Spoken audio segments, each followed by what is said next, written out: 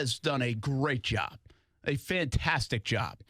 You know my thoughts on it. I bring it up every time we talk about it. Yeah. The role of a backup quarterback, if your starter goes down, is to go 500. Well, guess what he is? He's 500. He's 3-3. He's kept this thing afloat. And by the way, I usually use a four-game example, not a 6-game or 8-game example. And he has a real good chance of being 4-4 in 8 games as a starting QB for the Jags while Foles is down. Mm-hmm.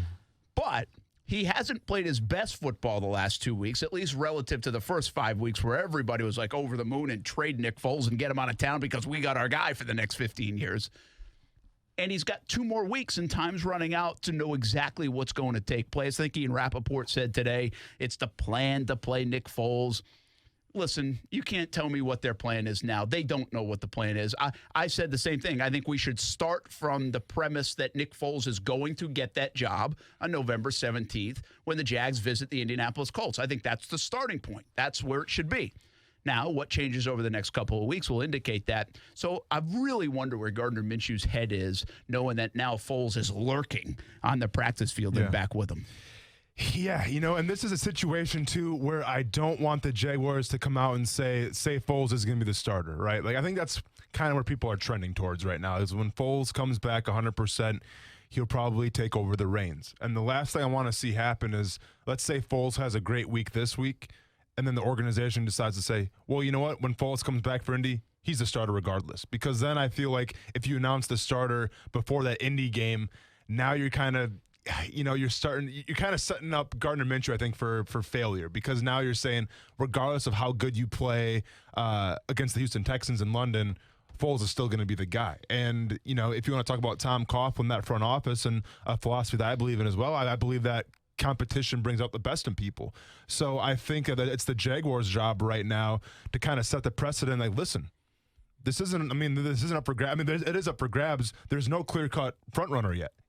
Let's see how Minshew plays, and let's go from there. And I hope that's what the coaching staff is kind of displaying here with the next 2 weeks with Minshew, at least. Listen, the Jags should not tell anybody what their plans are, even if they think they know what their plans are, because you know what? They don't know what their plans are. I can tell you that. They don't. They are not. This is not unequivocal that they are going back to Foles. It's not.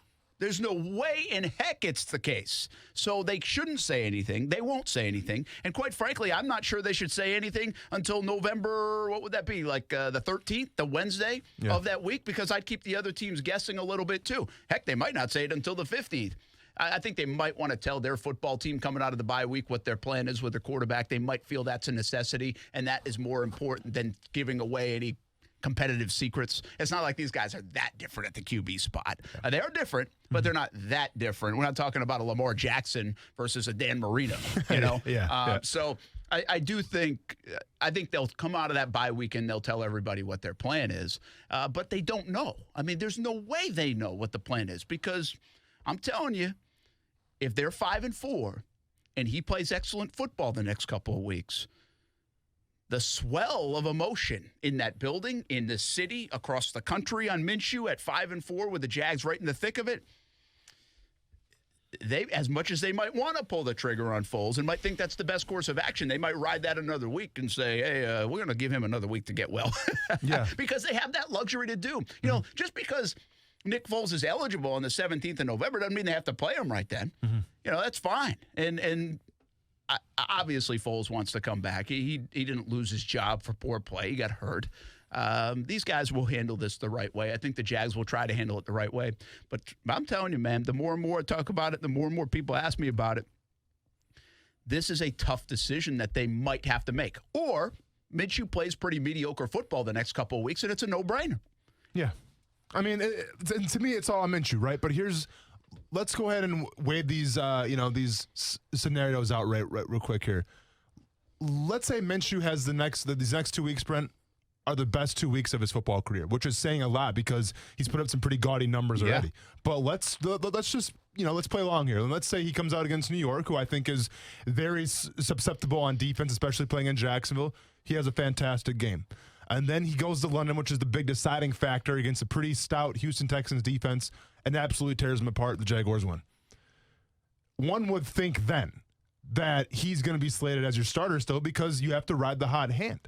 But my question to you is, if you are riding the hot hand and Minshew is the starter, then what do you do with Foles going forward? Because I feel like if you keep on starting Minshew, then you made your decision. Okay, then you're saying, you know what? Minshew's our starting quarterback going forward. And if that's the case, and if Minshew continues to keep on starting, it's hard to justify keeping an $80 million something quarterback on the bench as a backup. That's a great broad view, right? That's a super broad view in my opinion. It is, yeah. Because that to me is not until the offseason that you would entertain those kind of questions. You're not getting the trade deadline's next week. Yeah, You're not getting rid of Nick Foles, and you wouldn't do anything until after because you might need Nick Foles. So the beauty of this for the Jaguars is, again, they can push the Foles return back a week on a week-by-week basis if they really want to. And do keep in the back of your mind, you have to think like Doug Marrone. I don't believe this is thinking like Tom Coughlin, Dave Caldwell, Shad Khan. I know what the business office is thinking like. Yeah. But I think you have to think like Doug Marrone. And you have to say, my job's on the line. Do I want to ride with a rookie? Or do I want to ride with a guy that's won a Lombardi Trophy and a Super Bowl MVP and has 10 years experience in the NFL? See, that's where it begins for me. Yeah. And that's why I think Nick Foles is your quarterback on November 17th right now. But a lot can change in a couple more weeks. If you had asked me this 2 weeks ago and he was coming back 2 weeks ago prior to that Saints game, I think we all would have said, oh, wait a minute now. Let's rest that shoulder a little bit more. Let's rest that collarbone a little bit more. It needs another week of healing. Yep. That's the beauty of it. But here's the difference. If they go with Foles on the 17th, there ain't no going back. You can't go back this year to Minshew.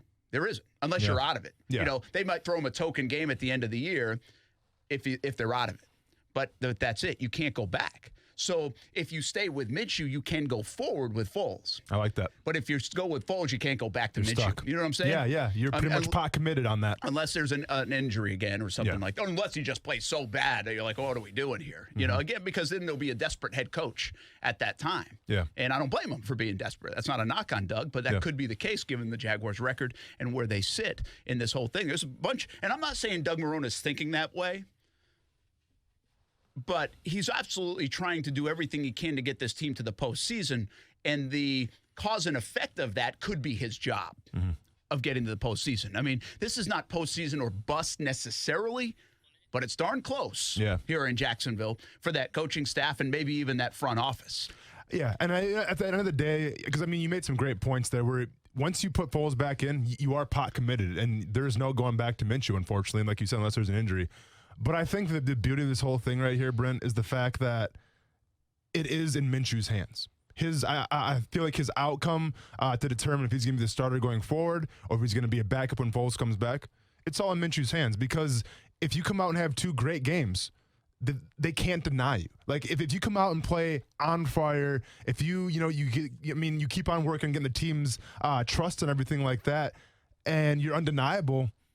Well, then congratulations. You're the starting quarterback of the Jacksonville Jaguars. As simple as that, at least in my opinion. Now, who's to say he has two great games and the Jaguars still go, you know what, Foles is still a guy, whatever. But I'm just saying from my opinion, I think if that guy comes out and plays with his hair on fire for 2 straight games, or his mustache on fire, if you will, for 2 straight games, then there's no denying him. Yeah, and I think you're probably right. I think most people would agree with that part of it. Let's just go full circle on this conversation to get going on a Wednesday afternoon here on Action Sports Jacks on ESPN 690. That makes me still wonder where his mind is at. He understands what you just said. Yeah. He understands what we're talking about. He understands the reality of the situation. In his mind, is he going to grab the fact that Nick Foles is out on that field and the competitive juices rise to the occasion and say, I'm going to beat this guy just because he's the guy, not because I don't like him or anything like that. I love the guy, but I'm going to beat this guy because he's that other guy on the field that I have to compete with? Or is he going to feel some of the pressure and know that his time is running out? And some of that's human nature. And some of these guys, because they're 1% athlete kind of guys, mentally and physically, they can rise above that. Yeah. We'll see where he goes now. And I'm not saying it will just because if he played bad, that's why he failed. He felt the pressure. No. It might not be that way, but it could be that way. Is my point. It could be that way, Brent, but as far as Gardner Minshew is concerned, he has never really given us any kind of ammunition to say, you know what, this guy can't handle the big moment. This guy can't handle the pressure.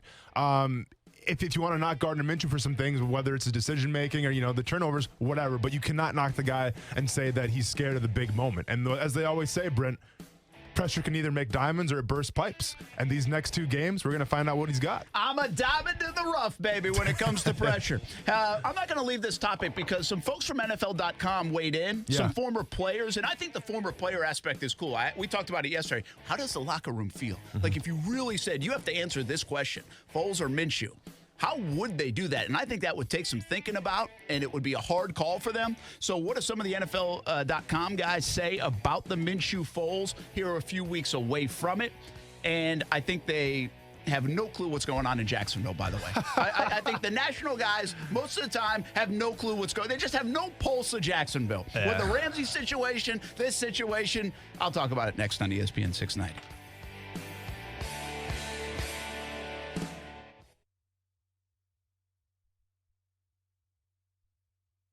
Action Sports Jax with Brent Martineau on ESPN 690 is brought to you by Best Bet Jacksonville and Orange Park.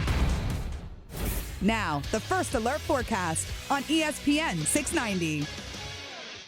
A beautiful day today, cooler, less humid with lots of sun and highs in the mid-70s. Join me beginning at 5 p.m. for CBS 47 Action News Jax from the First Alert Weather Center. I'm Chief Meteorologist Mike Burrish. The Weather Center is brought to you by Beards Diamonds that guarantees you a $500 gift card if they can't beat anybody's price on a diamond.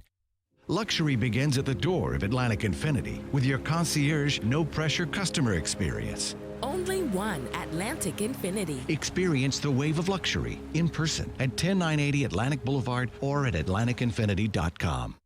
Hey, it's Mike Golick from Golick & Wingo. Thanks for making ESPN 690 the fastest-growing sports station in Jacksonville. Clearly, it's because I'm on every morning from 6 till 10 a.m. But this isn't about me. It's about your business. Get your business noticed today. First Coast is making the switch to ESPN 690, and there's no better time to get on our team than right now. Call ESPN 690 today, 245-8732. That's 245-8732. Grow your business today on the new ESPN 690.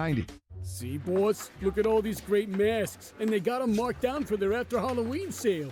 These make great disguises for breaking into houses. Oh, yeah. It's perfectly normal for a big guy in a Spider-Man mask to be lurking around the neighborhood. I wouldn't be lurking. Whatever. Just make sure you don't go near any Safe Touch houses. Those things aren't safe for us crooks. Hey, before I forget, that house we've been casing, when are those folks going out of town again? Black Friday. And since they don't have Safe Touch security, we don't have to worry. Yeah, no Safe Touch means no two-way communicator or crash and smash technology, no video monitoring. And no headaches for me. Here, look. What do you think of my new mask? It's definitely an improvement. Thanks. You find another house without Safe Touch and the mask is on me. Consider it done. Crooks know to stay away from Safe Touch houses. Hi, I'm Lester Jackson, president of Safe Touch Security Systems. No one beats our technology or our price. Call Safe Touch today at 888-723-8682 or go to safetouch.com. State license number EF233. The DTSP Songwriters Festival is 3 days of music and stories. Over 100 free acoustic performances from over 35 national singer-songwriters like Ed Roland of Collective Soul, the Warren Brothers, John Ford Coley, and a special event with Modest Yahoo. November 1st through the 3rd in beautiful downtown St. Petersburg, Florida. Details at DTSPSongwritersFestival.com or like us on Facebook at DTSP Songwriters Festival. Brought to you by Funky Buddha Brewery. Visit St. Pete Clearwater and HD Radio. 180 over 111 and I had a stroke. I couldn't speak or walk. This is high blood pressure. Get back on your plan. Go to loweryourhbp.org. Brought to you by the American Stroke Association, American Medical Association, and the Ad Council. The Stephen A. Smith Show. I don't know what would make him think I would care about it. I don't give a damn whether I'm blocked on Instagram or not. Not like I tried to Instagram him directly. Anybody thinking about trying to post something on his page? The Stephen A. Smith Show. Weekdays at 1 on ESPN Radio and the ESPN app. Hi, I'm Chris Berman, and every time I come back to Jacksonville, I listen and watch Action Sports Jax. Yeah, I mean, I think we're pretty good at quarterback. If nothing else, you know, like we get. Hopefully that's the case. You know, we love working together, and we're all like everybody in that room is worried about beating the Jets this week, and then next week is gonna be beating the Texans, and then after that it'll be beating whoever else we play after the bye. Right now, Gardner Minshew beating the heck out of that podium. Is that what that was? I thought my headphones were cutting out for a second. You did. You saw me react to that. I was like, oh, is this where it goes out? It's so funny watching Austin adjust to life in the media. First of all, the golf course the other day, the lightning horn was the greatest. I mean, the way Ty looked at him, like, is he serious? Yeah. Like, is he really serious? Like, what is that? Well, sorry. Hey, sorry I wasn't born on a golf course and didn't know when there were sirens going off, there was a lightning warning. Did you ever play baseball and they had like a lightning thing that went off? We never had a lightning. Brent, I'm from a town of 1,300. We don't have time to worry about lightning. If you want to worry about lightning, look up in the sky. It's dark. Okay, lightning's probably coming. Case closed. Somebody gets hit by lightning in Iola, Scandinavia, Wisconsin. Population goes down 10%. No, because we're not busy golfing. We're busy looking at the sky and saying, oh, you know what? It's dark outside. It might lightning. Let's go to our homes. Let's go to some shelter. Can we get that on like a promo? You want to talk about being pampered? Like Mondays. Can we do that? You want to talk about being pampered? You golfers need a horn to tell you when it's going to lightning outside. No, they do that so they don't get sued. Unbelievable. That's why they do that. You talk about being pampered. Actually, you know, I've heard that's gone away. And a lot of golf courses, I really shouldn't speak out of turn here, but you made me, I'm crying laughing a little bit. But I've heard that's gone away.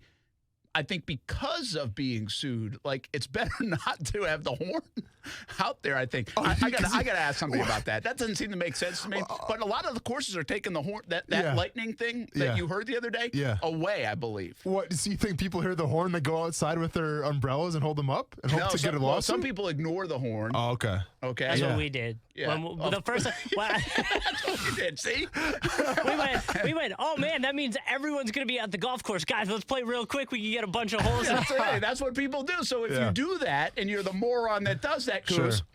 Yeah. To be fair, when that happened, also I was with my girlfriend's father, and so he's the moron. No. Oh. When the I thought you just called your potential father-in-law a moron. That's what I heard, people. When the alarm went off, I pulled the exact same what Austin did. I was like, wait, what is that? And he looked at me. He's like, you don't know what that is? I was like, never heard that before in my life. Yeah. Really? So you were the same? Yeah, but I knew because I had heard it before. When Austin said something, I went, oh, I know what that is. Yeah. I got to call Derek down at Southampton. I'm going to ask him, but I think there's a reason. I think some of the courses are getting rid of them, and I believe it's because of that. I think there's a liability deal. If you don't have it, it might be more favorable for the golf course, I think. Gotcha. I think. I don't know. I might be totally making that up. Really, I might be. Because it doesn't seem to make sense to me. Man, I tell you what. So anyway, can you please put that on a promo? Not today, but Mondays. Like Monday, the fact that he didn't know that it existed, I couldn't get over it. Is that wild? Do I have to? This could be a Twitter poll because I feel like people are going to have my back here. Maybe not though. Well, last time you tried this, Twitter did not have your back.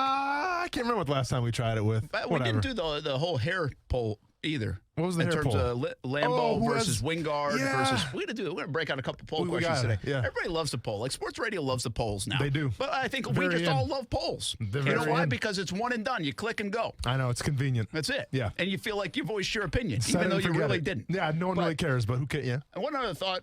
You sure that's not Sam Darnold's hat? Because from here it looks like a ghost. That was a joker. Kuz, by the way, man, your outfit today is the most Jacksonville thing I've seen in a long time. What, the flannel? Dude, I mean, like, you look like... It is 80 degrees still, or 75. To be fair, when I left the house today at 7, it was like in the 60s. Kuz, do me a favor. Can you turn your hat backwards for a second? Now it's the most Jacksonville thing. I mean, that's Jacksonville. Jacksonville. Does look like Limp Bizkit. That's Jacksonville. That's Blake Bortles in a nutshell right there. I love it, man.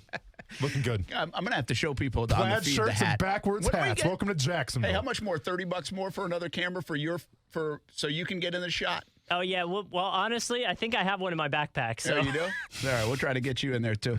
All right, let's get back to Gardner Minshew and the Foles discussion. All right, so here's the deal. The NFL.com's kind of said the same thing. You know, everybody's talking about Foles when he's coming back. Yep. And I want to make sure I find the right stuff. But here's some of the responses. Should the Jaguars stick with Gardner Minshew as their QB? LaDainian Tomlinson, no way I'm picking Gardner Minshew over a healthy Nick Foles. Minshew hasn't shown me enough to make me stick with him over Nick Foles. He hasn't? Okay. He has the best. Okay. Of course. I need to see where Foles is in his recovery, whether he's healthy enough to play, but he should be the guy when he's ready. The division is still within reach. Foles could provide the team with a much-needed boost after the Jalen Ramsey trade. Now, I don't disregard that part, the latter part. Yeah. But the fact that Minshew hasn't done enough to at least warrant the discussion? Yeah, I don't know if I agree with that. David Carr says Jags should continue to roll with the rookie. There's a sentiment that a player shouldn't lose his job because of injury, but a player does lose his job if the guy who's replacing him played well. That has happened a lot throughout history. Minshew's 3-3 in games he started, with all 3 of his losses coming by 7 points or fewer. Good I like take that. by Carr. Very good and then, take. well, keep in mind, that's a former quarterback, too. Yeah, so Michael Robinson. This is the one where I go, the national guys. What are we doing here? Minshew has played well, but he's no Kyle Allen or Teddy Bridgewater. I'd make Foles a starter if he's good to go health-wise. Minshew has kept the Jaguars afloat within their division, but it's not like he's had the kind of run we've seen from Kyle Allen in Carolina, Teddy Bridgewater in New Orleans going undefeated while starting in place of injured QB1s. Minshew has made an impact and his future looks bright, but Foles has earned the right to be the starter. If Foles doesn't play well, then ask me this question again. And well, yes, he kind of has played like those guys. I mean, right now he could win the Rookie Offensive Player of the Year award. Listen. He's actually the 3rd odds-on favorite to win the Rookie Offensive Player of the Year. Kyler Murray's number 1, and I can't remember who's number 2. But I think the only reason the odds are lower for Minshew is because they think he might not play the rest of the year. Listen, all due respect to Kyle Allen, but you can put a tackling dummy under center and just hand the ball off to Christian McCaffrey and say, "Hey, Christian, here's some space. Do what you do best, and you're going to win ball games." Like, okay, whatever. All right, so here's Marcel Reese. Minshew Mania has run its course. Jags should ride with Foles. The Jaguars signed Nick Foles in the offseason because they felt they were a quarterback away from getting back to the AFC Championship game. I'm not sure of that, but if Foles is fully healthy, the Jags have to put him in. He's proven he can elevate an offense, and the Jags need that right now. Is the Jags' problem? Okay, they scored 6 points against the Saints. I mean, do the Jags have a problem on offense? Like, is that the perception out there right now? This is the best freaking offense I've seen in Jacksonville, it feels like, in forever outside of a good running offense in 2017. Yeah. I mean, are we just skewed here in Jacksonville? Am I the moron, or is everybody else just making stuff up? No one's paying attention. It's simple as that. No one's taking into account that Fournette's really putting together probably the best season of his career so far. He's the leading rusher in the AFC. There you go. No one's putting together that, DJ Chark is having a breakout season. No one's putting together that D.D. Westbrook is going to be a beast when he runs across the middle. And Chris Conley's coming on himself. So all those things considered, they don't know what they're talking about. Yeah, but this is always like this. It's like even with the Ramsey stuff. And again, I have no problem if you're on whatever side of the Ramsey, okay? Yeah. But if you watch the national shows the last couple of days and the last week, like they don't even look at the other side on the Ramsey front. Like, I mean, Del Rio was on too, and Del Rio thought it was the Jags and the lack of communication. And I thought that was a little bit more I guess because he's been down here, and I think he knows it from the business side, the front office side a little bit more. And I didn't have a problem with his comments necessarily. I actually did have a problem. I would love to get Jack on. We're going to try to do it because I was surprised when he's talked about the contact made with Marrone and Ramsey and that outburst. And he said, those outbursts happen all the time. They do not happen all the time with the head coach like that. They don't. You can't go give me an illustration of it. You can't. So anyway, the bottom line is like Randy Moss and all these people, they all were just like, Jacksonville's a joke. Listen, it's okay if you're on Ramsey's side and you say the front office has had issues. I think we've raised a bunch of the both sides of this thing. Yeah. But to be across the board and not question Ramsey's way he handled this the last month, I mean, I think it's just I just think it's skewed. I don't think you have a pulse of what's going on here in Jacksonville. And not saying I don't have a pulse of what's going on in Chicago, but I'm not on a national show and get paid to do that. Yeah. So they should dive in more. That's my only thing. Yeah. Maurice Jones-Drew has a good pulse of what's going on. He has he cares about it. He wants to know what's going on. Those other guys, man, they're worried about a 32 teams, and they just don't always know. Yeah. And I think this showed it too on the whole front with Minshew and this offense. I mean, has Minshew Mania run its course? I just did a show Monday from Top Golf, and the place was electric. Mm-hmm. I can tell you, I don't think it's run its course. In fact, I think people want more. And I think people want to see this guy play well so they can get more. But to be fair, now I'm kind of playing the devil's advocate a little bit. Back when Blake Bortles was in town, people were all aboard the Blake Bortles bandwagon as well. You remember? I mean, he was the cool guy off the field. He was the boat and everything.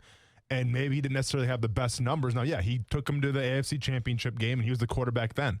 But, there was kind of a Blake Bortles mania for a while as well because people thought he's such a cool guy off the field. Well, it didn't correlate to on-the-field performance, right? So people eventually got tired of it and were ready to see him go. I'm not saying that's happened with Minshew. I'm just saying where I get the whole persona, the whole folkness of Minshew and the mustache and the bandana and all that good stuff.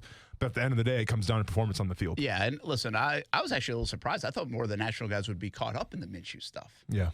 So some of these responses, and listen, I'm just having fun with it. But when a couple of those responses were like, Minshew hasn't played. Basically, we're saying Minshew hasn't played well enough. I mean, the guy's played phenomenal. Which is quite frankly. absolutely insane to say that. Yeah. And their offense has been pretty good. I mean, it's not the Kansas City Chiefs, but it's pretty good. Well, I'm just gonna say, if we ever have to cover talk about the Bears or whatever, we got to cover them, and it's player versus management. I'm always taking the player side, not because I'm a former player, but because I want those Twitter followers. Because more people are gonna be younger on Twitter, are gonna follow me because of it. Not only that, because maybe you're starting, you hate Chicago anyway in their front office. Yeah, maybe a little bit. That was the old regime. Maybe a little bitter. Yeah. Hey, speaking of ghosts. I've had a lot of people ask me today about the ghost comments of Sam Darnold. Yep. We got to explain this a little further. And Brett Favre will help us. And Brett Favre will help Daniel us. Jeremiah, who I really like, he's a national guy. He brought up something from Matt Ryan that helped explain it too. So talk a little bit more about that ghost comment from Sam Darnold. And by the way, he's got another injury. Talk about that coming up next on ESPN 690. ESPN 690 Sports Center Update. I'm Jake Mitchell. The Jags' big move in the offseason was acquiring Super Bowl MVP Nick Foles. After suffering a collarbone injury in the first half of his first game in Teal, he returned to practice today. His status as injured reserve prevents him from returning before Week 11. Here's Coach Marone on Foles rejoining the team. I don't have any expectation. I think afterwards I just ask him, how do you feel? My focus is going to be on the guys that are playing for New York, John. And congratulations are in order once again for Josh Lambo, who was named AFC Special Teams Player of the Week for the second time this year. And in World Series news, the Nationals eked out a win in Houston last night, 5-4. They take a 1-0 lead in the series. Game 2 is tonight. Stay connected with ESPN 690 while you're at work by listening on ESPN690.com. The best kept secret in tires is TireOutlet.com. Tire Outlet offers wholesale prices and premium service. And TireOutlet.com always has a safety-first focus. With locations throughout the First Coast, there's no need to go anywhere else for tires and service. Trust, tradition, and quality. A winning combination to feel good about your home. Sometimes it's just that time to replace your roof. Or maybe you need to fix your roof after a recent storm. Hey everybody, it's Brent Martin of Action Sports Jacks. And there are so many roofing companies in the area. But which one can you trust? Let me tell you about my friends at Jack C. Wilson Roofing Company. Trust a family-owned business with owners that grew up right here in Jacksonville. Talk to the owners directly. Get free estimates. And you can trust Jack C. Wilson Roofing to walk you through each step of the process. Tradition? Jack C. Wilson is a name you know. The longest-standing roofing company in Northeast Florida. They have been repairing and replacing asphalt shingle roofs since 1946. How about quality? A roof you will tell your neighbors about. Quality from start to finish, shingle by shingle. You can request a free estimate at jackcwilsonroofing.com. It's the first name in Jacksonville roofing. And make sure you let them know Brent Martineau sent you. Locally owned and operated businesses give our community character by offering unique options for shopping and dining. They are a big part of what makes living in the 904 so great. Shop the 904. Powered by Cox Media Group. Mom, can I have some ice cream? I've got a better idea. Who wants to help me make something fun and healthy instead?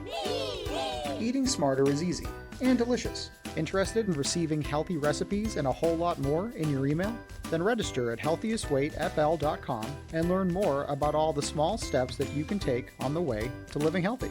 This message is sponsored by the Ounce of Prevention Fund of Florida, the Florida Department of Health, the Florida Association of Broadcasters, and this radio station. We love our pets. Our furry little friends mean so much to us that we want nothing but the best. At Forever Vets Animal Hospital, we feel the same way too. Forever Vets Animal Hospital understands that you have busy schedules. That's why we're open 7 days a week and have extended hours during the work week. In case you have an emergency, remember, stay calm and call Forever Vets Animal Hospital with 6 convenient locations throughout Jacksonville and St. Augustine. Forever Vets Animal Hospital is here for you and your pet. First-time customers receive a free pet exam from one of our highly trained veterinarians. We also offer wellness plans that fit everyone's budget. Forever Vets Animal Hospital makes life easy for you and your pet. Go to forevervets.com to schedule an appointment. Forever Vets Animal Hospital, keeping your pets healthy and happy forever. Anyone can get on the radio these days and say whatever they want. But how many people back up what they say? Beards Diamonds does. Here's Ben, the second generation of jewelers at Beards. I grew up here. My dad started this business 38 years ago, and we are constantly working to benefit the customer. Not only with the best prices, largest selection, highest quality jewelry and service, but also a price protection unlike any other store offers. We know how good our diamond prices are, and we're so confident they can't be beat. But we want to make sure that you know. That's why Beards Diamonds is offering you a $500 gift card if you can find any GIA certified diamond for less, anywhere in North Florida. Yes, a $500 gift card. Anyone could say they have the best price, but Beards Diamonds absolutely proves it and has been for 38 years. But don't just take our word for it. Shop around and compare. You'll see Beards Diamonds will not be beat. Beards Diamonds at the St. John's Town Center and at beardsdiamonds.com. See, very intrigued by the Dan Le Batard Show on ESPN Radio. You know where you win games, Dan? In the trenches on Sundays. Appreciate all your thoughts on this matter. The Dan Le Batard Show with the Stuttgarts on ESPN Radio and ESPN News. Brent Martineau. You see him every day on CBS 47, Fox 30, Action Sports Jax. Austin Lane. He's a former Jag star and current MMA fighter. Broadcasting live from the Anajar and Levine studio. This is Action Sports Jax on ESPN 690 and ESPN690.com. Yeah, I think we'll be looking into that pretty hard. That was one of those things that was really disappointing to hear about after the game. I don't know if I've ever seen that where, somebody that was mic'd up was basically, a comment like that was allowed to be aired. It bothers me. It bothers the organization. I mean, obviously we're going to be looking hard into our cooperation going forward. Well, that's Adam Gase, the New York Jets coach, and not happy about the whole Sam Darnold, I'm seeing ghosts comment. And, listen, it's two things. One, then don't mic up your quarterback, right? That's one of them. I mean, if you're concerned about, don't mic up your young quarterback against Bill Belichick and the Patriots, if you're really that concerned about the optics. And it's not a good look. I mean, he's getting killed this week, and I get it. And we're going to talk about that a little bit more. And it's too bad for him because it's nobody knows what the heck they're really talking about on this topic, yet they're killing the guy for I'm seeing ghosts, So it's really ignorance more than anything else on the topic. And by the way, I'm not dressing anybody down for being like that. I didn't know what the heck it meant either. But the more and more you listen to guys, Brett Favre, Matt Ryan, quarterbacks around the league, and you get explanations on it, it actually makes a lot of sense of something that would be kind of code talk in QB world. So it really makes a lot of sense. We'll get into that and describe it just a little bit more and hear from Brett Favre too. But the other thing is ESPN aired the game, but ESPN doesn't necessarily, that's not an ESPN thing. That's an NFL Films thing. Like NFL Films, from what I understand, is they are the one, they're kind of like the jurisdiction of video and audio in the NFL. They own all that stuff. And they like to mic players up. They do all these great shows and they do fantastic stuff. But they also have people in there during these live games, from what I understand, to say, hey, yeah, that's good to go. That I wouldn't use that, whatever it might be. Yeah. And there's kind of a person that judges that stuff, and you got to use your best judgment. Well, from a viewing standpoint, wasn't that an unbelievable use of the microphone? Because we're all talking about it. Yeah. And now we're all being educated, really, on what that even means, if you are willing to be educated on it. So in my opinion, I thought it was unbelievable. It's too bad it's kind of got taken a little bit out of context for Sam Darnold's sake. But it's not ESPN. It's not even if CBS was running, I think it would still be an NFL Films control thing when it comes down. And I didn't even know that either. But you kind of learning all about this stuff over the last few days. So I find that part interesting. Even though it was Monday Night Football on ESPN, it wasn't necessarily ESPN's fault for airing it. Yeah. It was more on NFL Films for airing it. I don't know how you feel about mic'd up players and see what happens with mic'd up players. They forget that it's even on. Of course. Right? I mean, they're and I would too. I mean, shoot, I forget I'm on camera half the time and picking my nose or whatever. So I'll tell you a quick story with the Chicago Bears. So it was the it was the third preseason game. We were at home playing the Jaguars, I believe. And at the time, Zach Miller was mic'd up, and I had no idea he was mic'd up, right? And, me and Zach are good friends and everything like that. So if we're on the sidelines, if we're not in the game, I'd probably go up to him and, start shooting the BS a little bit. Well, Zach had a really good game, caught a touchdown, and from my understanding, Jay Cutler went to, I think it might have been Adam Gase at the time, who was the offensive coordinator of the Bears. Sense. Went to Adam Gase, said, listen, Zach Miller is done for the night. Like, I don't want him in there anymore. He's good. He's made the team. So literally, Jay Cutler going to the offensive coordinator saying Zach Miller's done, pulled Zach Miller from the game, and he got his roster spot.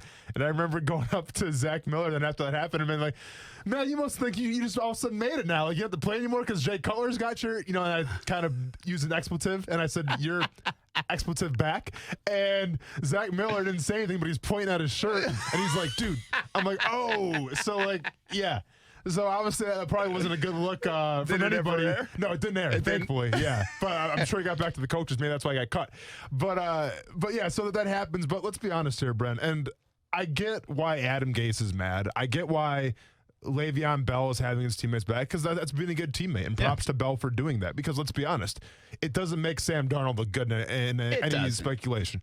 But at the end of the day, what is the whole point of all of this? It's because people want the behind the scenes. People want the on the field interactions. People want to go behind the curtain. And one of those things that the NFL has put in place is the fact that you can mic up players and people can kind of get a feel for the game.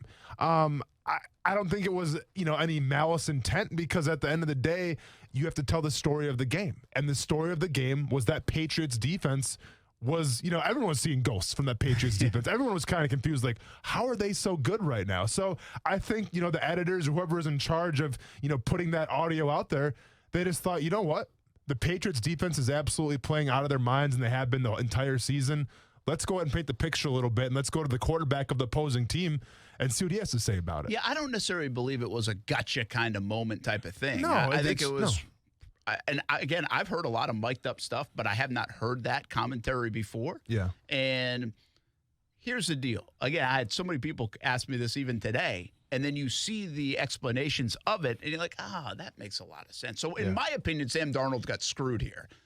Because the perception is not reality. I mean, it's not. This is something that all quarterbacks say. It's not just Sam Darnold. It's Tom Brady. It's Manning. It's Favre. It's all these people. In fact, before we go break, let's listen to Brett Favre explain it. And what does he have, like a Sirius XM show or something like that? Yeah. And he explained it, and I think explained it really well. But they've all gone through it. Yeah.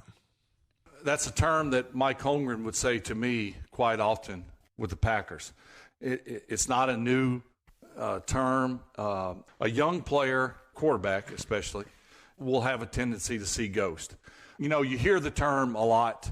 It's slowing down for him. And that is kind of the opposite of seeing ghost. Seeing ghost is, I thought the guy was blitzing. I saw the safety back up in the deep coverage. And then you watch the film, that's not the case. And it's really nothing other than being a young player, being exposed to a lot of stuff, and really not so much thrown to the wolves. I don't think Adam Gase did anything wrong. You got to go in and play. You got to go with all your guns blazing. And if he makes mistakes, he makes mistakes. The key is that you learn from them, and you're going to make more. He's going to see more ghost. The thought is that you see less and less, and you become very familiar with your offense. And I think that's something that's often overlooked. I mean, this is a new offense to him. Well, that's Brett Favre talking about it. And Matt Ryan, I won't read it verbatim, but he basically illustrated it a similar way. Sure. But I thought he added one other element that's interesting to me from the quarterback. And see, this is why I love this stuff. I think we all can learn about it. I mean, maybe some of you out there know about it, but I mean, I'm learning some of this stuff on the fly, the whole ghost thing, and some of this adds up and makes sense. And I guess I didn't think about it in this context before. But Matt Ryan was talking about, hey, when you see a defense, like when Gardner Minshew saw the defense of the Saints, when you move on to the next week against Cincinnati, you're supposed to see the Cincinnati defense, not anything left over from the Saints defense. but sometimes those looks can appear to be close. And so it makes total sense if you think you're seeing the same look you saw last week and you feel like, oh, that safety should be over here. Oh, wait a minute, he didn't go over here. Well, there's the ghost, right? Yeah. So it makes perfect sense if you really think about it that way. I do feel like Sam Darnold got the short end of it on this one. And, by the way, he has a toenail removed, so he's limping around a little bit. Yeah, toenail removed, I guess. So that's what else Sam Darnold's dealing with. The bottom line is this works out really well for all of us that like to be creative because Halloween is next week. It is. The Jets come to town. Yeah. Ghosts make sense. If you like Ghostbusters, it works. And hopefully he does see ghosts or can't predict the Jags defense very well. There we go. Throws a couple picks, right? Yeah, absolutely. And maybe he won't be as mobile with that removed toenail. What a year for Sam Darnold. Mono, losing toenails, seeing ghosts. It's quite the year for him. I tell you what, like people down in St. Augustine should come up to the game or fly a plane or something and give them a ghost tour. I like that. Oh, I like that a lot, Brent. I mean, we got a lot of things we That's can work money with right now. I like that. We got some calling and falling coming up as well on ESPN 690.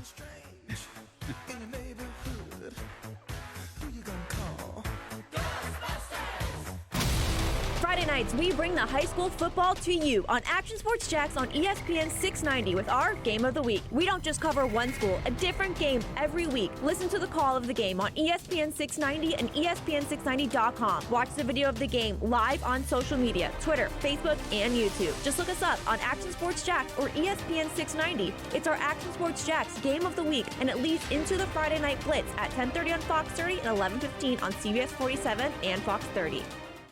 In an ocean of car dealers, there's only one, Atlantic Infinity. The all-new 2020 Infinities are coming in, most loaded with luxury and convenience that will delight and amaze you with Apple CarPlay and Android Auto, delivering exceptional touchscreen command of your email, texts, music, and maps. Now at the one and only Atlantic Infinity's new showroom.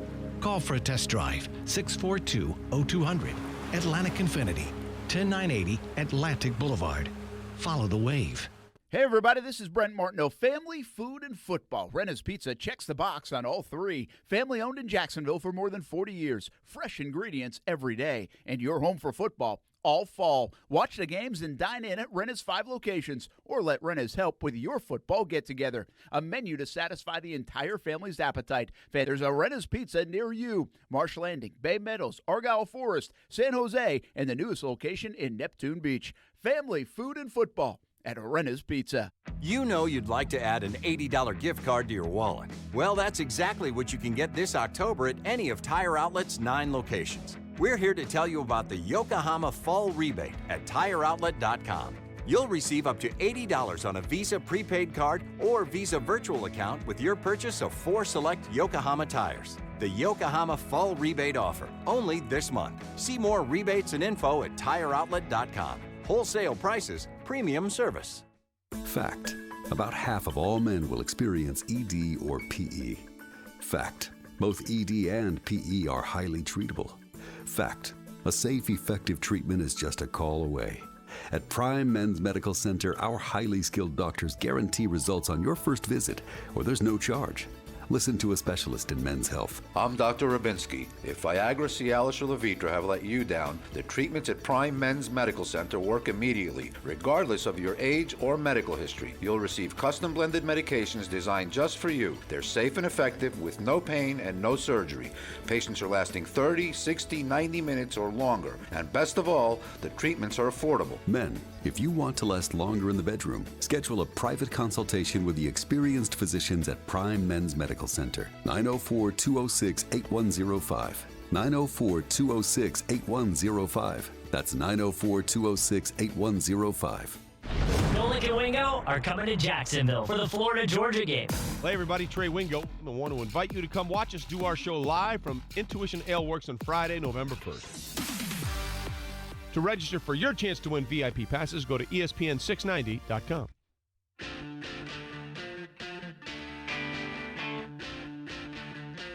Now, back to Action Sports Jacks on ESPN 690 and in the iHeartRadio app.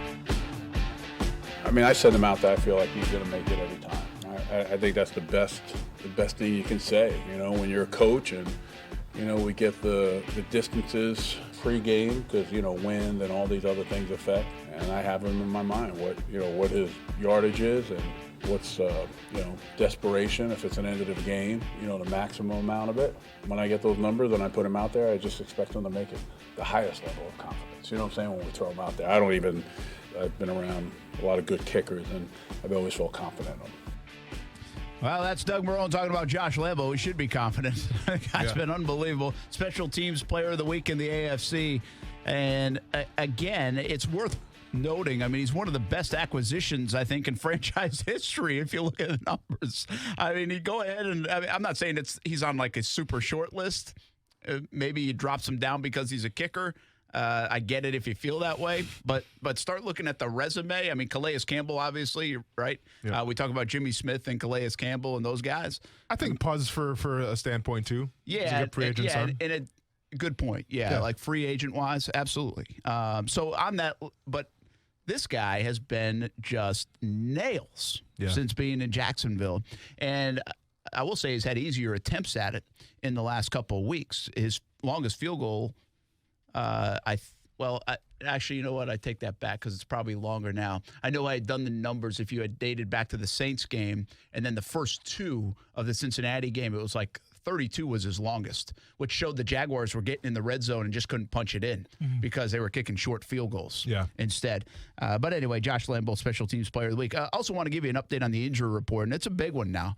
Look how many guys are on the injury report. Marquise Lee with an ankle. D.D. Westbrook with a shoulder. A.J. Boye had his the birth of his second child, and he'll be back in Jacksonville tonight, so did not practice because of personal reasons. Leon Jacobs, Najee Good, Quincy Williams, all three linebackers doubtful, according to Doug Marrone, to play in this football game on Sunday. Brandon Linder, scheduled day off. Andrew Norwell, not Josh, like I said yesterday, ankle. Cam Robinson with the toe. Probably going to be limited later this week. They'll see where he's at. Scheduled day off for Calais Campbell. And then a big one brewing is Marcel Darius. This one could be an issue. And he's up in Philly. And when you go to Philly, that means you've got something wrong with your abs. Hernia could be, we've seen it before. Alan Hearns always had to go up there a couple times. And if you have like core muscle surgery, which I think is essentially, a lot of times it can be a hernia, then if you have that, you're out a month or so. Yeah. So Marcel Darius been playing hurt too. Yeah, and I thought he stood out the last game though. I thought he did pretty well in Cincinnati, and that's obviously a guy I'm a big fan of here, Brent.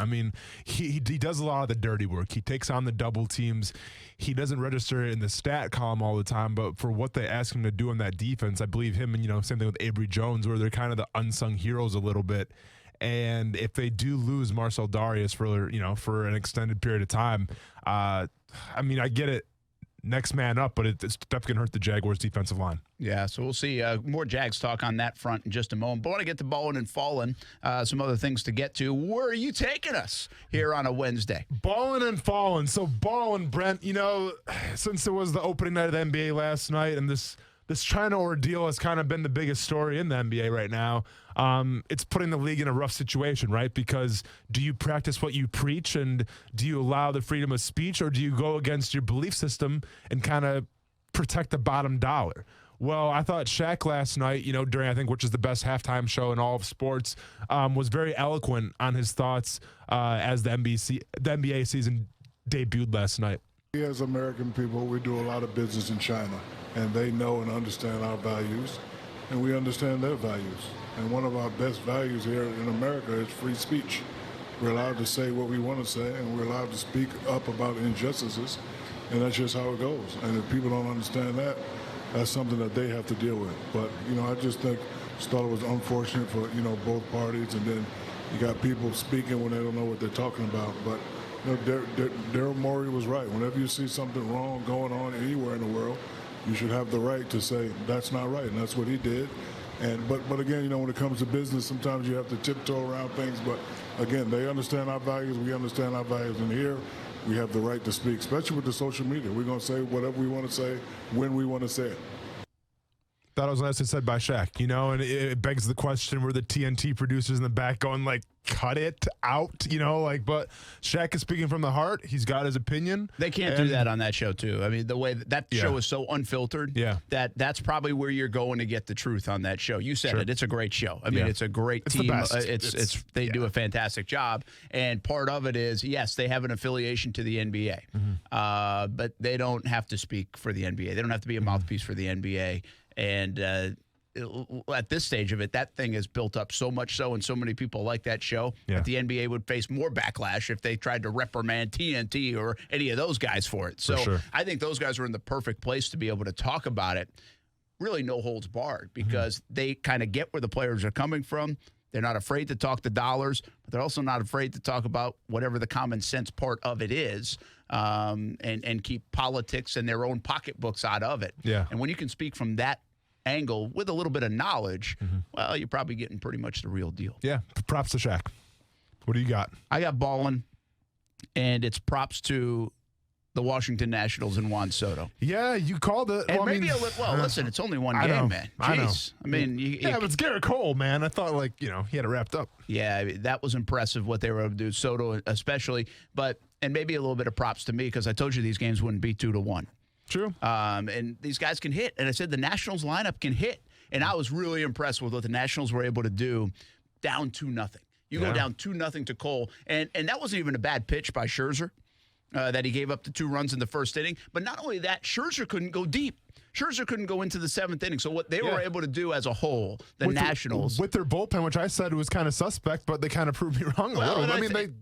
They threw everybody out it. And I tell you what, I said yesterday, I thought Hinch had an advantage over Martinez from a managerial standpoint, and I do think he does.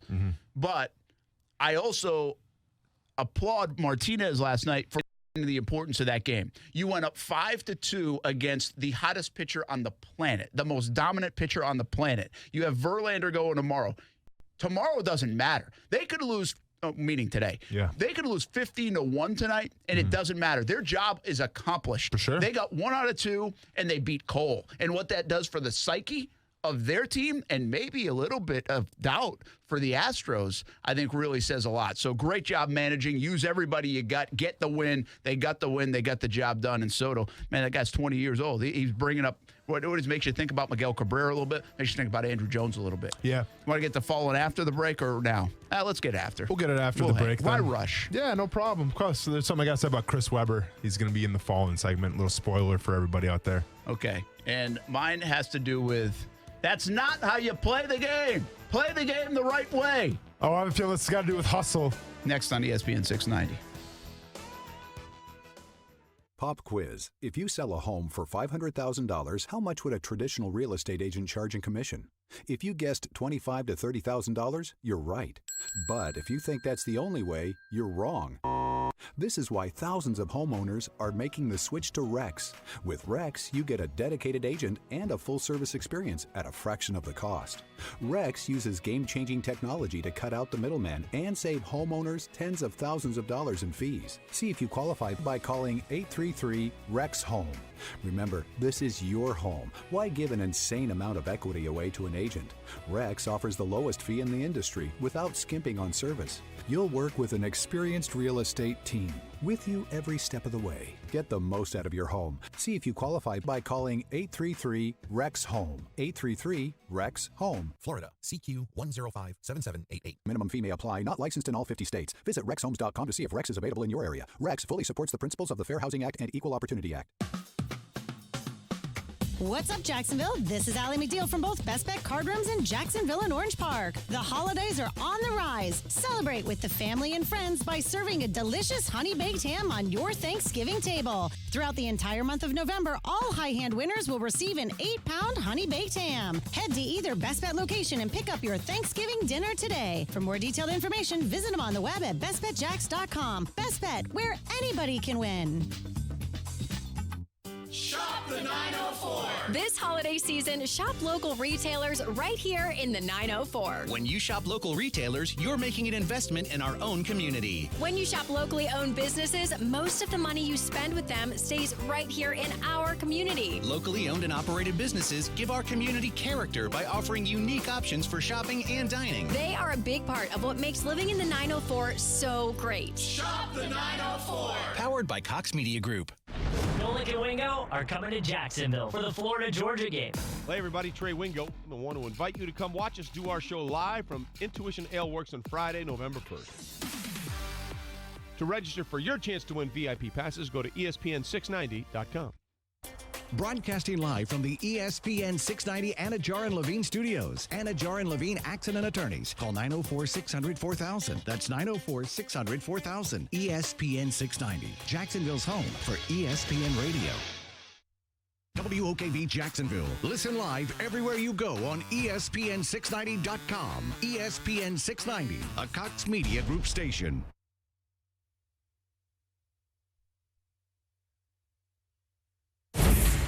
ESPN Radio Sports Center.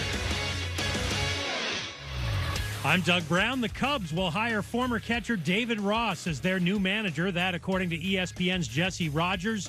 This will be Ross's first managing job after a 15-year big league career that ended with the Cubs and with a World Series ring back in 2016.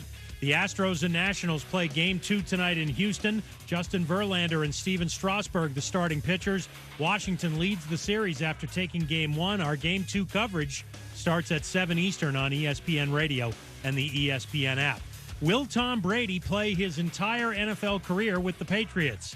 Brady's contract runs out after this season, and he talked about that on today's Greg Hill Show on WEEI 93.7 FM in Boston. Football at this point is all borrowed time. I never expected to play 20 years, and I'm playing on a great team, and it's just been an incredible 20 years of my life. Chiefs quarterback Patrick Mahomes was on the practice field today, but Matt Moore got most of the reps with the first team. Brought to you by Little Caesars, where you can get a large thin crust pizza topped right to the edge with cheese and pepperoni, and only $6.49 at participating Little Caesars locations, plus tax where applicable.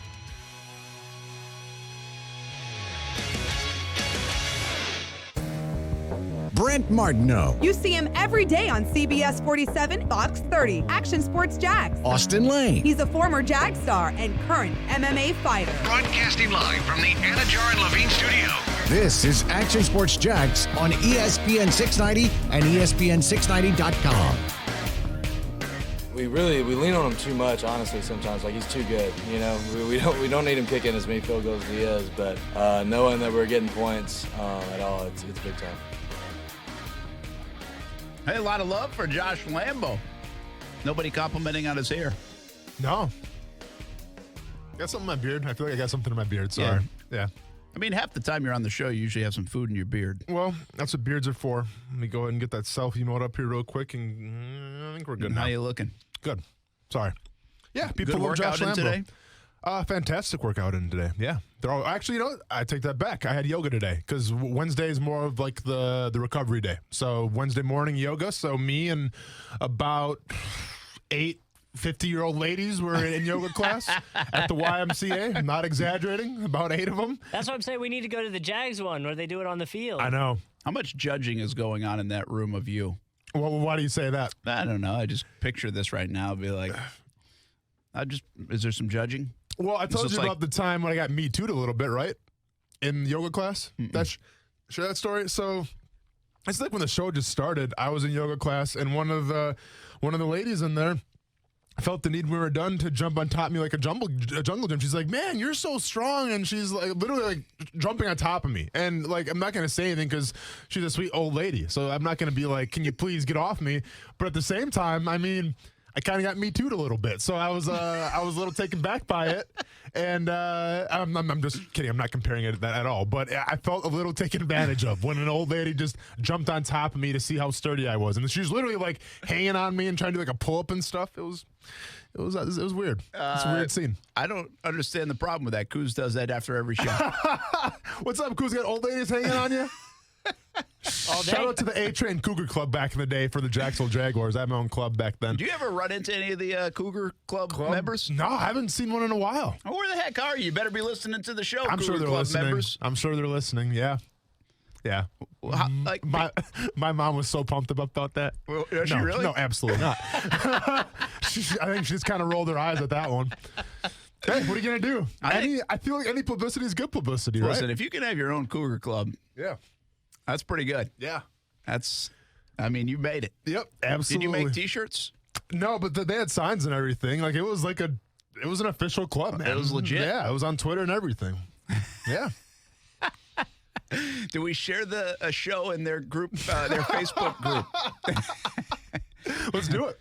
We should do it. Yeah. All right, let's do Fallen before we fall off the face of this earth with the show. Let's get it. All right. So we just talked about Shaquille O'Neal. Very eloquent, standing for what's right. Let's go to another former NBA player on the microphone, this time calling an NBA game. The Pelicans Raptors last night kicked off the NBA season. Let's see what Chris Webber had to say about Zion Williamson's injury. Call a timeout.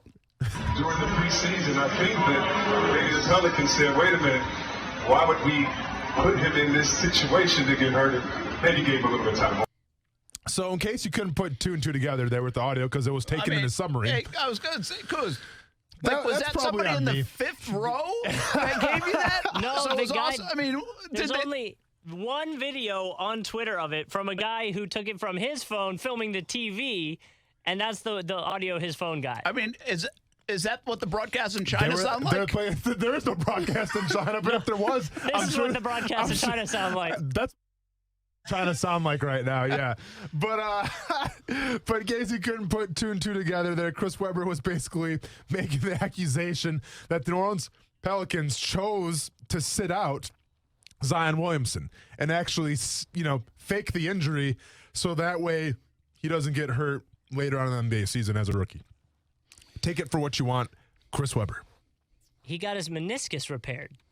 Can you imagine? Hey, I'm with you. I'm not disagreeing. It's fallen for a reason, Kuz.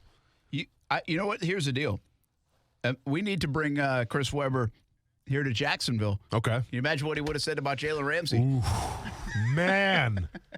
That's like some Nicolas Cage deep state stuff right there. That's like a movie. Yeah. So he really, I didn't catch all that, to be honest with you. I didn't really hear what he said because that was underground.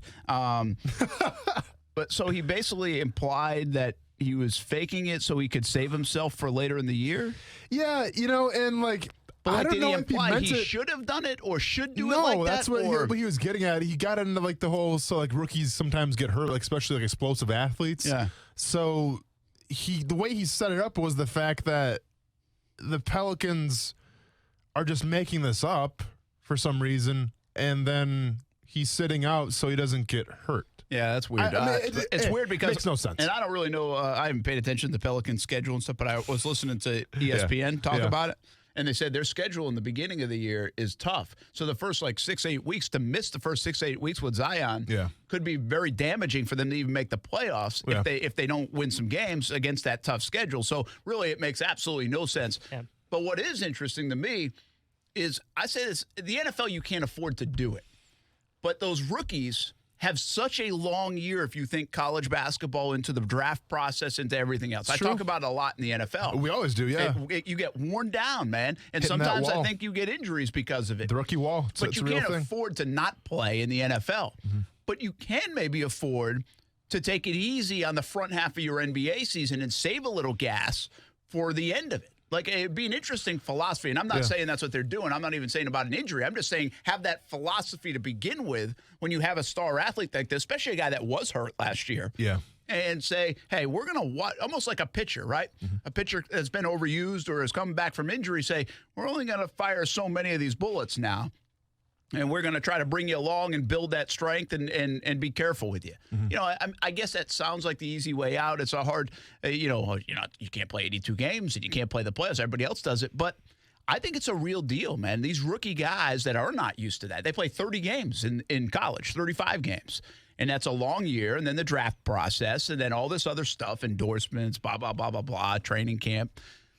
It's a long time for a young player to adapt to. So I actually wouldn't be opposed to a team coming out and saying, you know what? We're going to bring this guy along, especially a guy like Zion who they're going to lean on. See, a lot of young players, they can come in as seventh guys to a team or, they don't need to lean on them for 35 minutes a game. But Zion, they were going to lean on quite a bit in New Orleans. Yeah. The problem that I would have just coming from maybe like Adam Silver NBA side, you chose the Pelicans to go up against, the reigning champs to start the season. So if you see that and they go, we're just going to rest them and not let, potentially the next star of the league be shown in game one. Well, but my point is this, Kuz, you could play him in game one.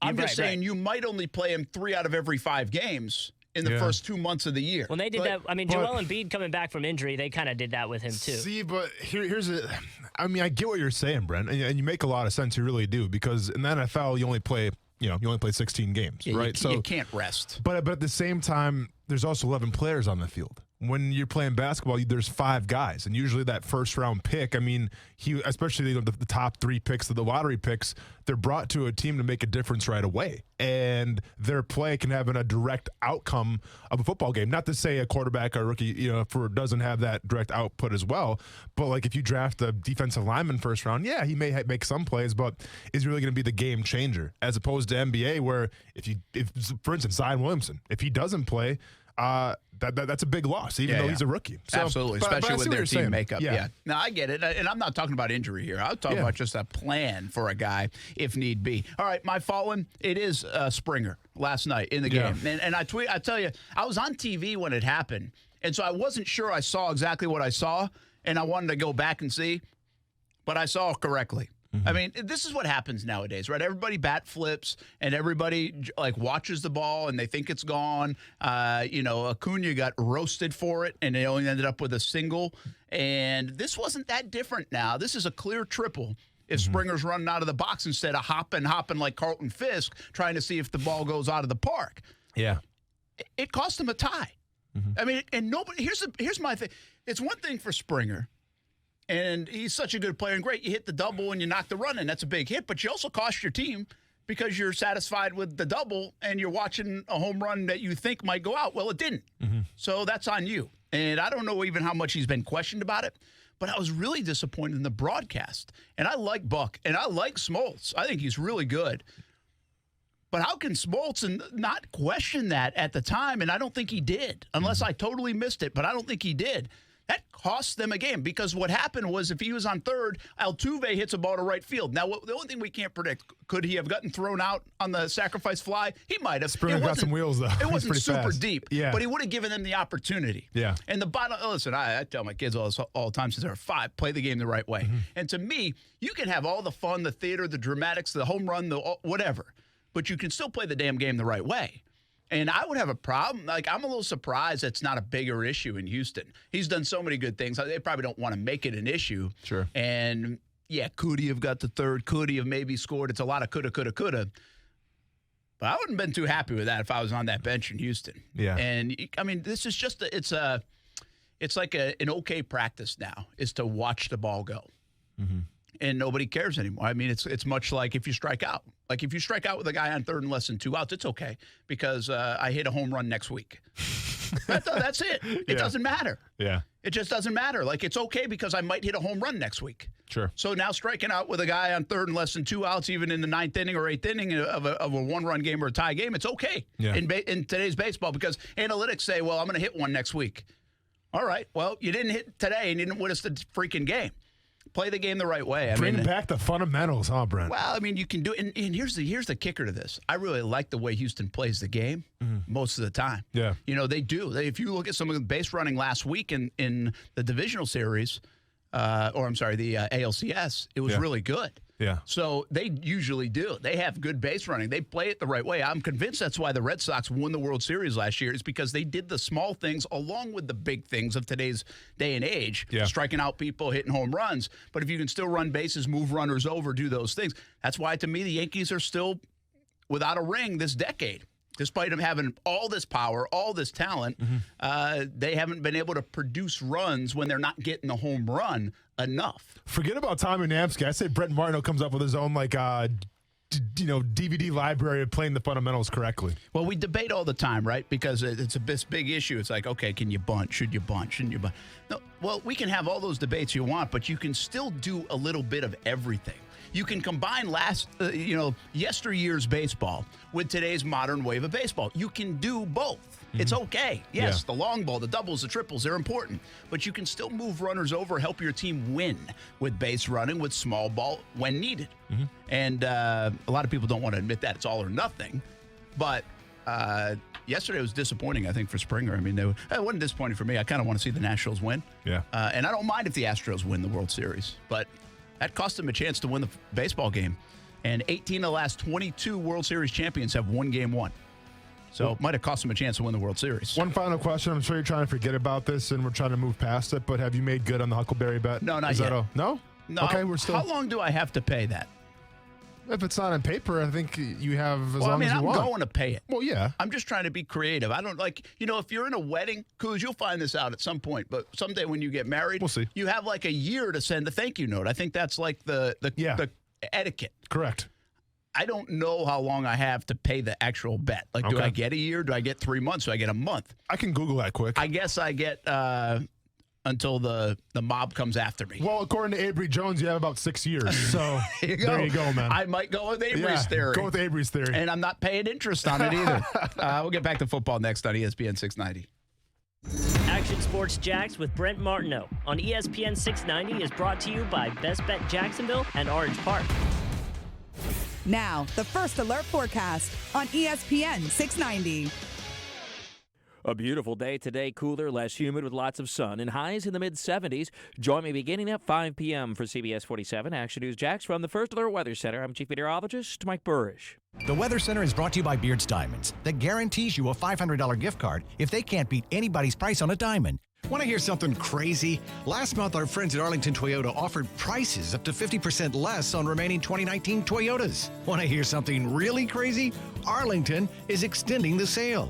The 2020 Super Sales Event has been extended at Arlington Toyota. So come in today and pay up to 50% less on remaining 2019 Toyotas. That's up to 50% less on remaining pre-owned 2019s. Looking at a 2019 Toyota CHR, it's not $22,660. Now it's only $17,988. That's $17,988 for a pre-owned 2019 Toyota CHR at Arlington Toyota. How about a Toyota Tacoma? It's not $29,635. No way. It's just $23,888. $23,888 for a pre-owned 2019 Toyota Tacoma at Arlington Toyota. Plus, you get Arlington's $5,000 Advantage Club and even a national lifetime warranty with unlimited time and miles for new purchases. Shop Arlington Toyota today, 10939 Atlantic Boulevard, or online at arlingtontoyota.com. Visit arlingtontoyota.com/super savings for offer details.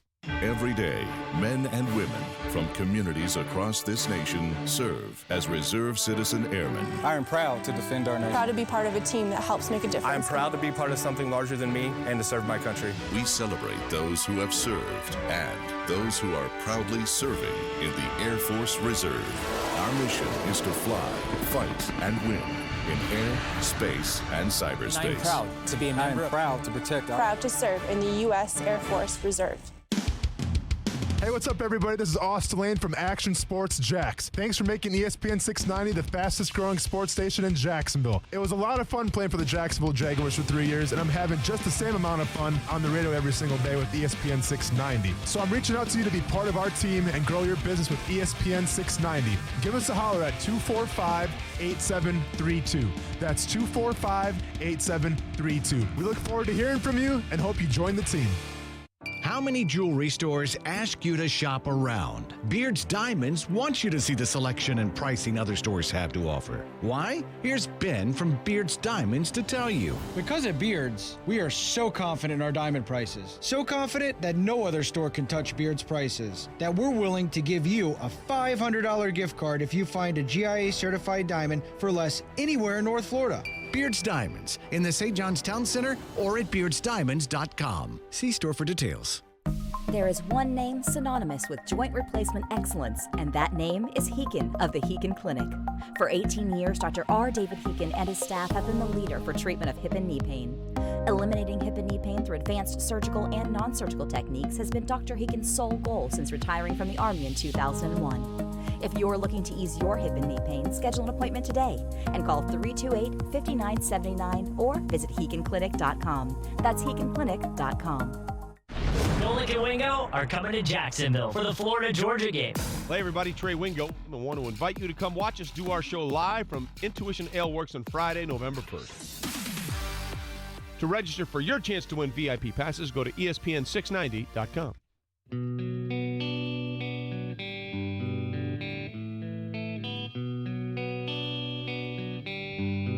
I'm NASCAR champion Kurt Busch, and you're listening to Action Sports Jacks on ESPN 690 with Brett Martineau and Austin Lane. We never got a chance to actually play against each other. We was always on the same team, or like we never met. Yeah. In high school, I played running back. He played defensive line, so we got a chance to run head to head with each other. Yeah. I mean, he won. I give him that. So, but this one's gonna be different. We both playing defense, so now we're competing with tackles. Has he seen your new car? I mean, actually, that's the bet. So he wants the Z06. You're betting cars? You're betting pink slips on this thing? I mean, I can't disclose that information, but I mean, it might be, might not be. Well, I hope Quincy wins because Leonard Williams right now has a lot more money. Yeah. I'm sorry, Quinnen Williams. Yeah, I would say Leonard. Quinnen Williams has a lot more money as a top 5 pick in this year's draft. Quincy Williams brothers going at it this weekend here in Jacksonville. The New York Jets, the Jacksonville Jaguars. Only problem? Quincy Williams probably won't play. Yeah. So, at least that's what it looks like with the hamstring, which is too bad because he's been looking forward to this. I mean, how cool is that? Like, I don't think we discuss, celebrate, talk about that kind of stuff enough in sports. Mm-hmm. I mean, I understand genes are a big part of this. You know, I mean, you got to kind of have it in the blood a little bit, there's a lot more that does go into it to get there, but it certainly helps. Yep. But to have 2 guys in the same family go to the NFL, that's just unbelievable, isn't it? It's, yeah, I mean, I couldn't imagine. Obviously, I'm an only child. The fact that you're putting pink slips on the line is a little aggressive, but it's kind of wild to me too because Quincy's the older brother. He's the old he is, yeah. And I mean, he's a big dude. Don't get me wrong, but compared to Quinnen, who's a 3 technique defensive tackle, a mammoth of a man, top 5 pick. I wonder. I'm not gonna say who'd win in a fight, right? Because that's always the question you ask brothers. Like, all right, let's say all bets were off. Who's winning in a fight? Well, all due respect to my Murray State brother, but I feel like I'm taking the bigger man here, right? Like I'm taking the top 5 pick. But I now wonder. We asked him that we had him on Jags Report Live, and we asked him. I said, you're smaller in stature, no doubt. Mm-hmm. He's like, yeah, but I can wrestle. He has the endurance. And he said like he's got some wrestling moves. Okay. That he said it doesn't matter how big he is. Well, there you go then. Yeah. So he's got a chance. There you go. Yeah, it's always rare to see have the older brother be a lot smaller than the younger brother. Just saying. Absolutely. Yeah. That's pretty cool, though. I mean, I just think it's awesome. Hopefully, he can get out there and play. Doesn't look likely, according to Doug Marrone. Yeah. Well, that he'll be able to. And I know Quinnen Williams actually got helped off the field in against the Patriots as well. So I'm not sure where his injury status is at. Oh, did he? Yeah. I didn't even see that. Now, I think he missed a game earlier in the year. Yeah. Because of injury. I don't even know how he's playing. I really don't. But I mean, the Jets just have a lot of problems right now. Still, would you bet a car with your brother? So I'm sorry. I mean, so what would you bet? Is this car for whoever wins the game? Is that what we're getting at, or who has the better stat line? Well, I think it's got to be who wins the game. It's got to be. Oh, I mean, I feel like if you're Quinnen Williams right now, you're a little nervous. You're going to Sam Darnold and being like, Sam, gonna need your help here a little bit. All right, let's take the ghosts out of this. Yeah, let's take the ghosts. It has become the punchline in the Jags locker room today. The ghosts are the questions, and they're not. If you're a defender, you want to stay in his head. You want this in his head. And I think I saw even someone else talking about. I think Myles Garrett talking about Tom Brady said something like, "We want to make him see ghosts." Yeah. So it's become like it's almost. And I guess I have a little bit of a. We went through this here in Jacksonville with Bortles. where all these other guys around the NFL, and you don't see that very often. You don't see when guys rip other guys. Well, it happened with Bortles, and I thought it was a little bit out of line because that's just not code in the NFL. You just don't get that very often. And now we're seeing it a little bit with Sam Darnold, the young Jets quarterback, and it sounds like even other players are kind of jumping on board, even though they know the full context of it. What are the chances, like the over-under that like Ghostbusters theme songs played at the Jags Stadium during the game? I mean, I don't know. know. You got to, right? I don't know the rules if of you're it. allowed to? Well, at least play some like Ghostface Killer or something just like from a Wu-Tang Clan. A clip Do of the something. ghost from Ghostbusters flying around or something. I would have Ghostbusters out there. Yeah. I would have Pac-Man playing Yeah. on the boards. I would Ghostface Killer singing national anthem. There you go. Done. I would have, as part of like a promotion in between quarters, I'm telling you, I would have the St. Augustine Ghost Tour. You know like, how just give them a free advertisement for this how, game. The mascot jumps down from the top. Just have him in a ghost costume. Saturday night, have like a family movie night. Sixth Sense, not a good family movie, but hey, let's do it. Let's do it. Yeah. So I think you got to play it up. I mean, it's just the way it is, and unfortunately for Sam Darnold, he's going to have to live it. Yeah. It's not his fault. It's more circumstance than anything else. It's 2019, man. It's the world we live in. You But gotta accept I mean, it. really, it comes back to a little bit. I mean, we don't see this in the NFL very much, but it's almost like a little college heckling. And you get that in like college baseball, and you get it in college basketball more. You know, you get such big crowds in college football that you don't hear that stuff, even though you might get it. Like you might get the college game day signs, you might have some signage, but really in college basketball, like you get some pretty good heckling in college basketball because the arenas are a little smaller. You might have 7,000 or 8,000 people in. College baseball is the greatest. But for heckling, college baseball is really, really good at some places. But this has the feel of that. It almost has like a college kind of atmosphere that you could have fun with it. Yeah. I don't know the borderline of stay classy, Jacksonville, and let's have fun with this. I don't know where that is. Is there a memo that comes from the NFL on that? I don't know. You know, I mean, come on. There's crossing the lines, right? But making fun of someone for the ghost comment, that's not crossing the line. I wouldn't think so. It kind of reminds me of like back when like Johnny Football was a big thing. I felt like every away game that he was at, like fans kind of gave him a little extra, right? And we don't see that a lot in the NFL, you know. So I think it's a nice change of pace. I'm all for it. You know, if Jaguars fans want to come out and wear ghosts or the sheets or whatever like that, do that. I ask that, make sure it's a ghost, not the other kind of sheet that could be presumably taken the bad way. So you can wear that or do something like that. But I mean, friend, it's sports, man. People do a lot of crazy things in sports, and sports fandom is a big thing. Yeah, I think Casper the Friendly Ghost. You can show Casper. I on like the that. boards. Yeah, I like that. I think you can have fun with it. Yeah. Right. Yeah. It's too bad. Like last week in the football game, we had Scooby Graham. We could have done a little Scooby-Doo skit because there were some ghosts in Scooby-Doo a lot, right? Of course, let's see who you really are. That's right. So we could have done that as well. Back to Quinnen and Quincy, which is really cool. Mm-hmm. But I mean, seriously, if we were going to bet something in a football game, we're making decent money. But I mean, a car? Like, really? I mean, we're talking about cars like $60,000, $70,000 cars. Not talking about $22,000 cars, probably. Yeah. We might be talking about $100,000. Quincy Williams is a third-round pick. I mean, that's a decent contract. Hey, Quincy, you haven't had the team dinner yet. You got to pay for. Like, there's steps to this, big dog. And hey, you're from Murray State, so I got your back. But hey, let's pump the brakes a little bit. How about like a vacation? Like a vacation's better than a car. That seems pricey, man. I know. I'm with you, Brent. All right, I'm not going to question Quincy Williams, but a car's a little aggressive. I got a thought on Tom Brady. Do you see all this stuff with Tom Brady? I haven't. I heard you talk about this. But I haven't Adam seen Schefter went on, I think 2 days ago now. I think it was on like Monday Night Countdown or something like that before the Monday night game. And he basically said, hey, if you put the pieces together on Tom Brady, well, he sold his house or he's selling his house. Mm-hmm. His trainer's selling his house. You know, he lists these things. He says, well, if you kind of put those pieces together, he's on his way out. Yeah. He's got a year left. He can get out. He can opt out after this year's playing for the Patriots. And then he said on his radio show, his weekly radio show, Brady said he's uncertain about the future. Who knows? Future's up in the air. Is this it for what does that mean, do you think? In your gut, does that mean, hey, I might retire? Or does that mean, hey, I might want to try to go somewhere else, a la Peyton Manning, all those kind to go win somewhere else and get away from this and show that it's not Belichick and show. or is it just retirement that he might be contemplating?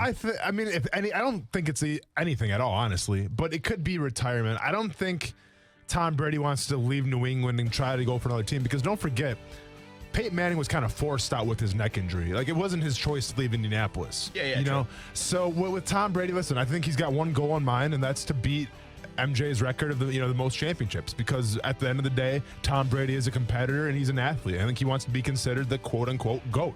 So I think he wants to stay in New England. I don't think he's really worried about, always being compared to Bill Belichick. Is he a system guy? Because you can go back to Michael Jordan.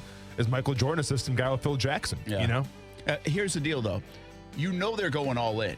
And so maybe this is it for him. I thought he might retire after last year winning the Super Bowl. Yeah. And I was wrong. Yeah. But I don't think I'm not convinced he's playing until he's 45, 46 years old. This might be, he wanted Antonio Brown. He was pissed off when they got rid of Antonio Brown because he knew he could help him win. Yeah. That's why. It's not like, I love you, Antonio Brown. He knew he could help him win. They go out and spend a second-round pick on Mohamed Sanu a few weeks later. Yeah. Overpaid for Sanu in terms of draft capital. So they're trying for Tom to get another ring, and then maybe that's it. He walks out a winner. I'm just saying, with that defense, though, you can put anybody back there, and they're going to be successful. I've already told you they will not win the Super Bowl. Well, and I told you I have the Saints and Patriots. It's looking pretty good for me right now in the Super Bowl. Saints winning it. Yeah, it's too bad they don't play the Super Bowl in November. They will not win. Drew Brees coming back, though. Don't worry about it. More Jags talk when we come back on ESPN 690. ESPN 690 Sports Center Update. I'm Jake Mitchell. The Jags' big move in the offseason was acquiring Super Bowl MVP Nick Foles. After suffering a collarbone injury in the first half of his first game in teal, he returned to practice today. His status as injured reserve prevents him from returning before Week 11. Here's Coach Marone on Foles rejoining the team. I don't have any expectation. I think afterwards I just ask him, how do you feel? My focus is going to be on the guys that are playing for New York, John. And congratulations are in order once again for Josh Lambo, who was named AFC Special Teams Player of the Week for the second time this year. And in World Series news, the Nationals eked out a win in Houston last night, 5-4. They take a 1-0 lead in the series. Game 2 is tonight. Stay connected with ESPN 690 while you're at work by listening on ESPN690.com. The best kept secret in tires is TireOutlet.com. Tire Outlet offers wholesale prices and premium service. And TireOutlet.com always has a safety-first focus. With locations throughout the First Coast, there's no need to go anywhere else for tires and service. In an ocean of car dealers, there's only one, Atlantic Infiniti. The all-new 2020 Infinitis are coming in, most loaded with luxury and convenience that will delight and amaze you. With Apple CarPlay and Android Auto, delivering exceptional touchscreen command of your email, texts, music, and maps. Now at the one and only Atlantic Infiniti's new showroom. Call for a test drive, 642-0200. Atlantic Infiniti, 10980 Atlantic Boulevard. Follow the wave. Say hello to your new secret advertising weapon, your own branded mobile phone number. StarStar Mobile provisions vanity mobile numbers prefixed by StarStar, providing audiences an easy way to reach your business. Give it a try now by dialing StarStar Mobile from your mobile phone. That's StarStar Mobile. When prospective customers see your offline or online ad and they dial your branded StarStar Mobile number, StarStar Mobile helps to convert them through text, voice, and online communications. Give it a try now by dialing StarStar Mobile from your mobile phone. That's StarStar Mobile.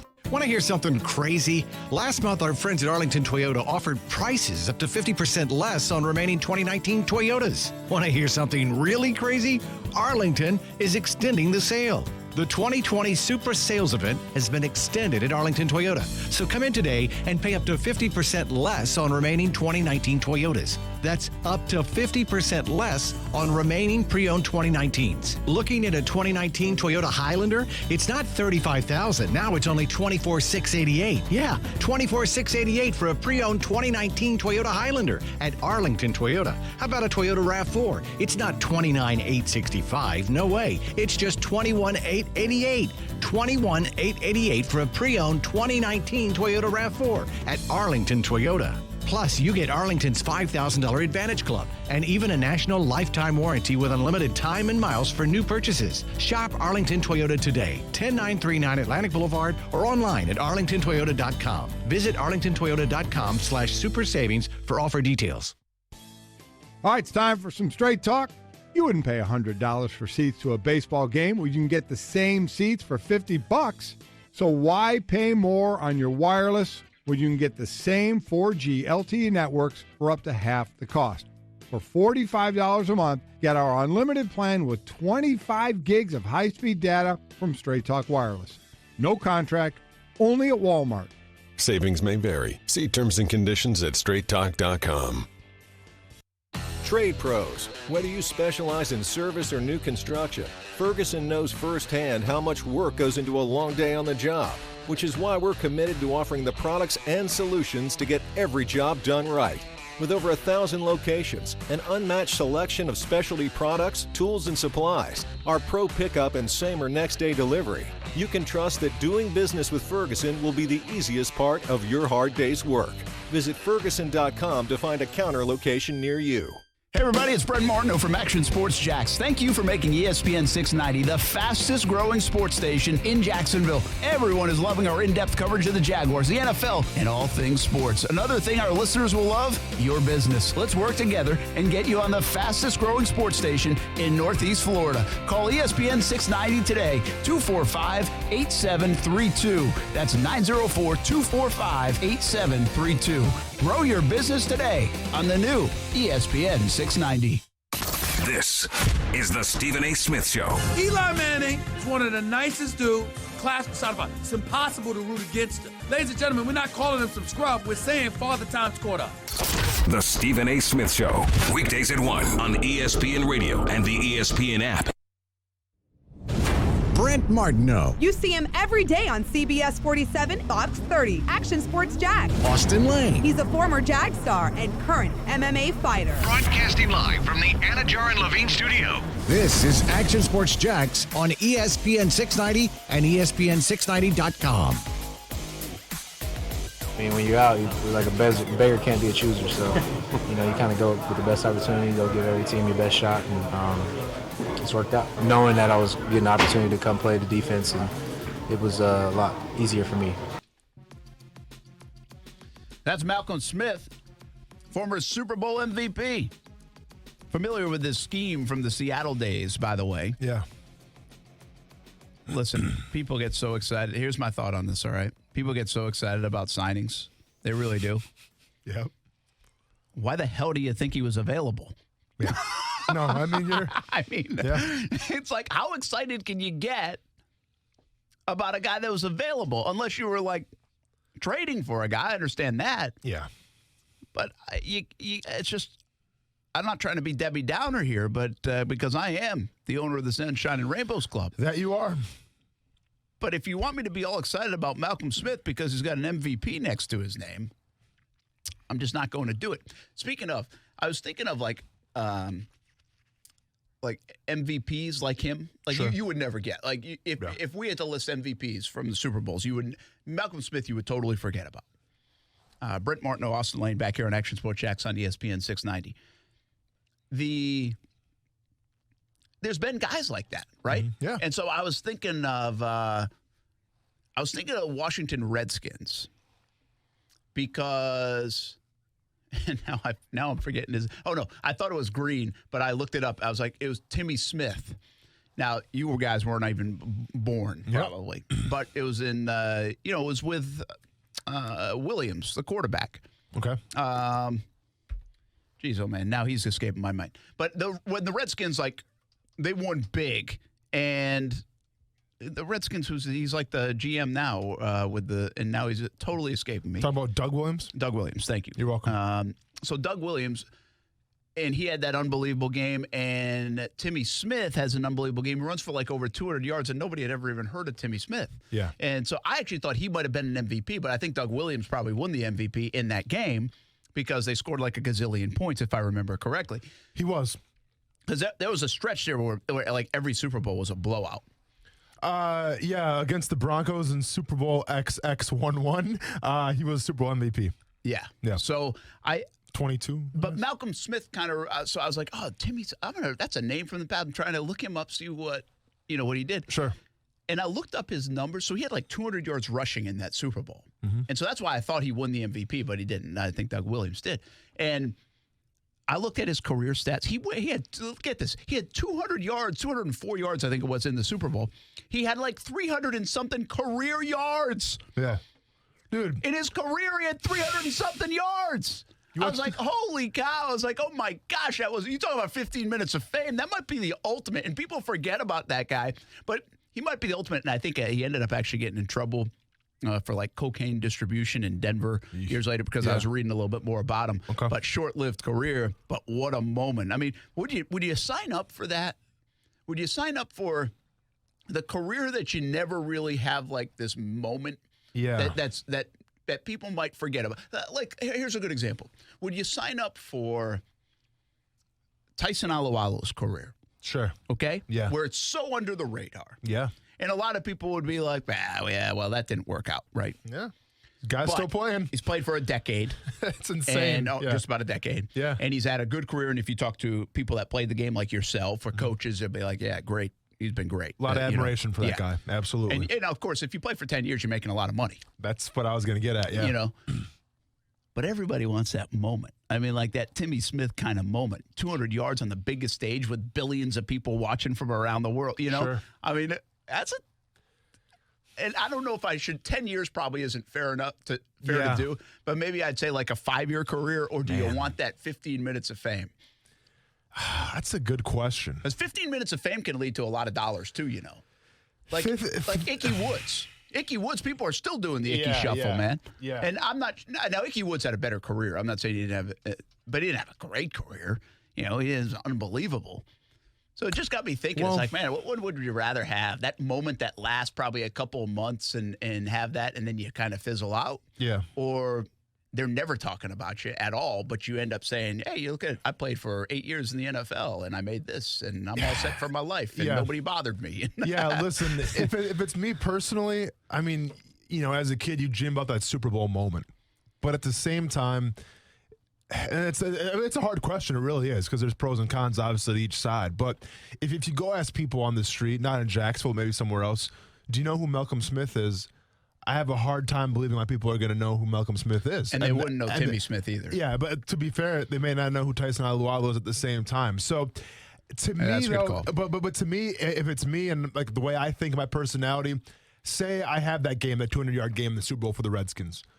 Deep down, I'm thinking, well, I just had 200 yards on the biggest stage against, quote unquote, the second best team in the NFL. With the world watching. And I absolutely dominated. Why can't I do that every single game? Like, I think I would kind of, I'd be going through these mental gymnastics thinking like, well, if I can do it in a Super Bowl, why aren't teams giving me the chance to do it during the regular season? And why aren't I getting paid, like a Super Bowl MVP, something like that? So with that being said, I think I would go with the more Tyson Alualu approach and just, play for 5, 6, 7 years or more than that and be satisfied with the work that I put in. Yeah, I think I would say the same. Yeah. I think, again, in hindsight, I think I'd say the same. Because interestingly enough, and I don't know if these are related, totally speaking, but the Timmy Smith situation we're talking about, at 200 and something yards and the Super Bowl MVP, not Super Bowl MVP, but the big moment. And by the way, that must have been a high-scoring game because Doug Williams, that game, threw for 340 yards and 4 touchdowns. Oh, no, it was like 48-10. Insane. I don't know. I mean, I'd like to know if I was right on that, but it was like 52-10 or 48-10. There were like 4 or 5 Super Bowls in a row where everything was like blowout. It's like, why are we playing this game? Yeah. And they've been much better over the years, of course, and especially in the last 10 or 15 years. But I do think I would probably take that sustainable under the radar career too because the other thing, like I was starting to say, that Timmy Smith, that one big moment can lead you down a path that you really don't want to be on. You're always chasing that again. And I don't know if that's why he ended up getting in trouble with drugs down the road and all that, but you're like, it almost can cause you to be probably a little bit depressed. Like, why didn't I have more of this? Like exactly. That's what I was getting at. That's like its own drug, right? That fame is its own drug and you're always chasing it and you can't duplicate it. Yep. And so it's a little probably psycho over-analysis. No, I think you hit it right on the head, Brent, to tell you the truth. And what was your prediction again? I think I said 48-10. Ooh, close. 42-10. 42-10. Washington put up 35 points in the second quarter. Yeah. Woo. Yeah, it was blowout city. Yeah. Halftime show was good, and then hopefully the beer and the soda and the chips were good at your party back in the day. Hey, a real quick look, and I want to get into the Yannick Ngakoue stuff because after we talked about it, right?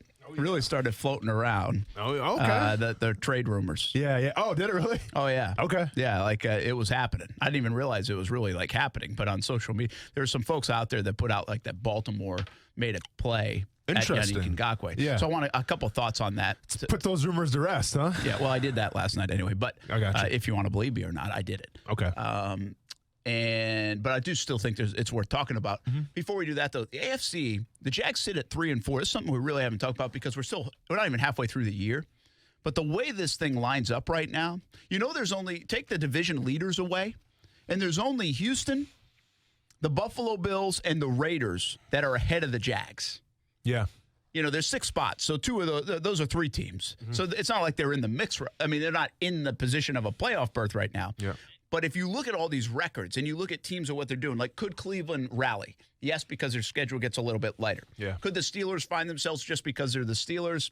Maybe, but they don't have Big Ben. Yeah, they got Mason Rudolph coming back. It's possible, but yeah. Could the Chargers rally because they always do and they have Phillip Rivers? Yes, they could. Yeah, and absolutely. They eventually could get some of those guys back. Mm-hmm. Could the Melvin Gordon find his way? Possibly. Are the Raiders for real? We don't know yet. Mm-hmm. Do we think Houston's going to be around? I think so. I think they're going to be in that mix. And let's be honest, actually about Tennessee, too. I know we don't talk about Tennessee, and they're kind of a pretender, some people think, but when Ryan Tannehill came in that game against Los Angeles, LA, the Chargers, they're a different team. I'm just saying. Tennessee sucks. Okay. They do. Yeah. And I'm not afraid of Tennessee. The Bills. Brent's going to fight the whole city. And then there's Bills 5-1. Yeah. Playing again the mostly JV schedule that you play in the AFC East other than the Patriots. But they have a lot of winnable games. So it's really fascinating to look at the AFC and man, is 9 wins going to do it? Yeah. And these tiebreakers could come into play. But it's certainly one of those years the way it looks. Now, you need Houston and Buffalo to falter a bit because right now they're on a pace that could get to 10 wins. Mm-hmm. And 10 wins, you feel pretty good usually most years that you're going to at least get a wild card berth. But the Jags are so much in play here for the AFC South at 3-4 with all this ahead of them and their schedule, what it looks like.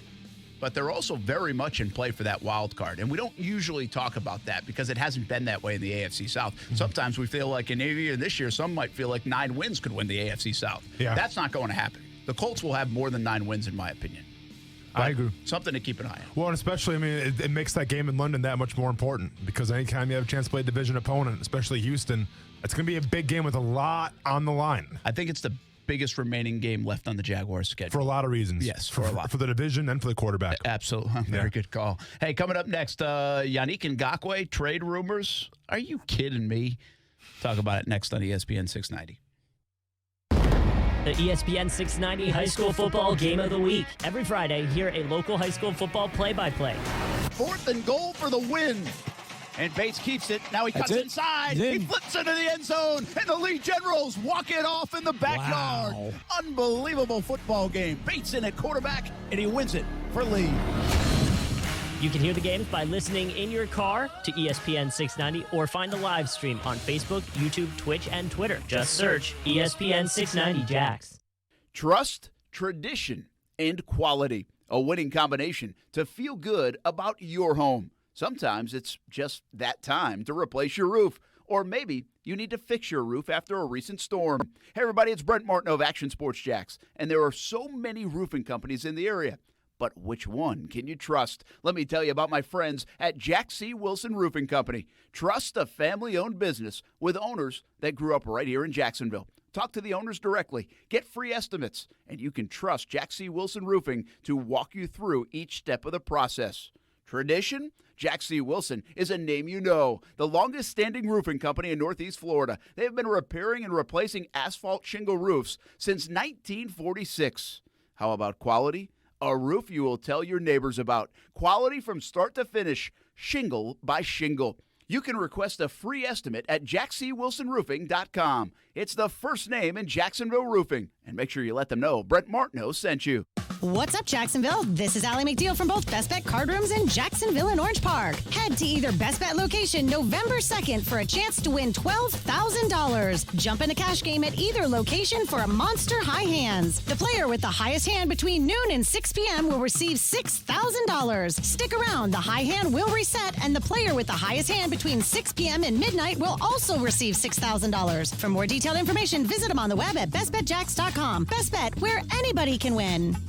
Shop the 904. This holiday season, shop local retailers right here in the 904. When you shop local retailers, you're making an investment in our own community. When you shop locally owned businesses, most of the money you spend with them stays right here in our community. Locally owned and operated businesses give our community character by offering unique options for shopping and dining. They are a big part of what makes living in the 904 so great. Shop the 904. Powered by Cox Media Group.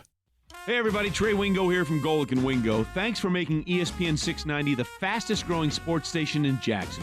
It's clear Northeast Florida has great taste in radio. I mean, you're listening to me every morning, right? Join the ESPN 690 team and get your business notice today. The First Coast is making the switch to ESPN 690, and there's no better time to get your business in front of them. Call ESPN 690 today, 245-8732. That's 245-8732. Grow your business today on the new ESPN 690. Hey, boss, explain to me again why we're here at this pumpkin patch in the middle of the night. I told you, since pumpkin prices have gone through the roof this year, we're gonna swipe these babies so we can sell them and make a fortune. I don't like it, boss. Why can't we go back to breaking into houses? Because so many people have discovered Safe Touch security that it's putting us out of business. You know we stay away from Safe Touch houses. I know, boss, but stealing pumpkins? You got a better idea, Sunshine? I mean, between Safe Touch's 45-second response time, the two-way communicator... Boss, wait. What is that? Over there near that big pumpkin. Oh, no. Is that what I think it is? Boss, it's a Safe Touch sign. The patch is wired. Quick, get to the van. I'm going, boss. They must have video monitoring. Curse you, Lester Jackson. Let's get out of here. Oh, I hate Safe Touch. Crooks know to stay away from Safe Touch houses. Hi, I'm Lester Jackson, president of Safe Touch Security Systems. No one beats our technology or our price. Call Safe Touch today at 888-723-8682 or go to safetouch.com. State license number EF233. Golic and Wingo are coming to Jacksonville for the Florida-Georgia game. Hey everybody, Trey Wingo. I want to invite you to come watch us do our show live from Intuition Ale Works on Friday, November 1st. To register for your chance to win VIP passes, go to ESPN690.com.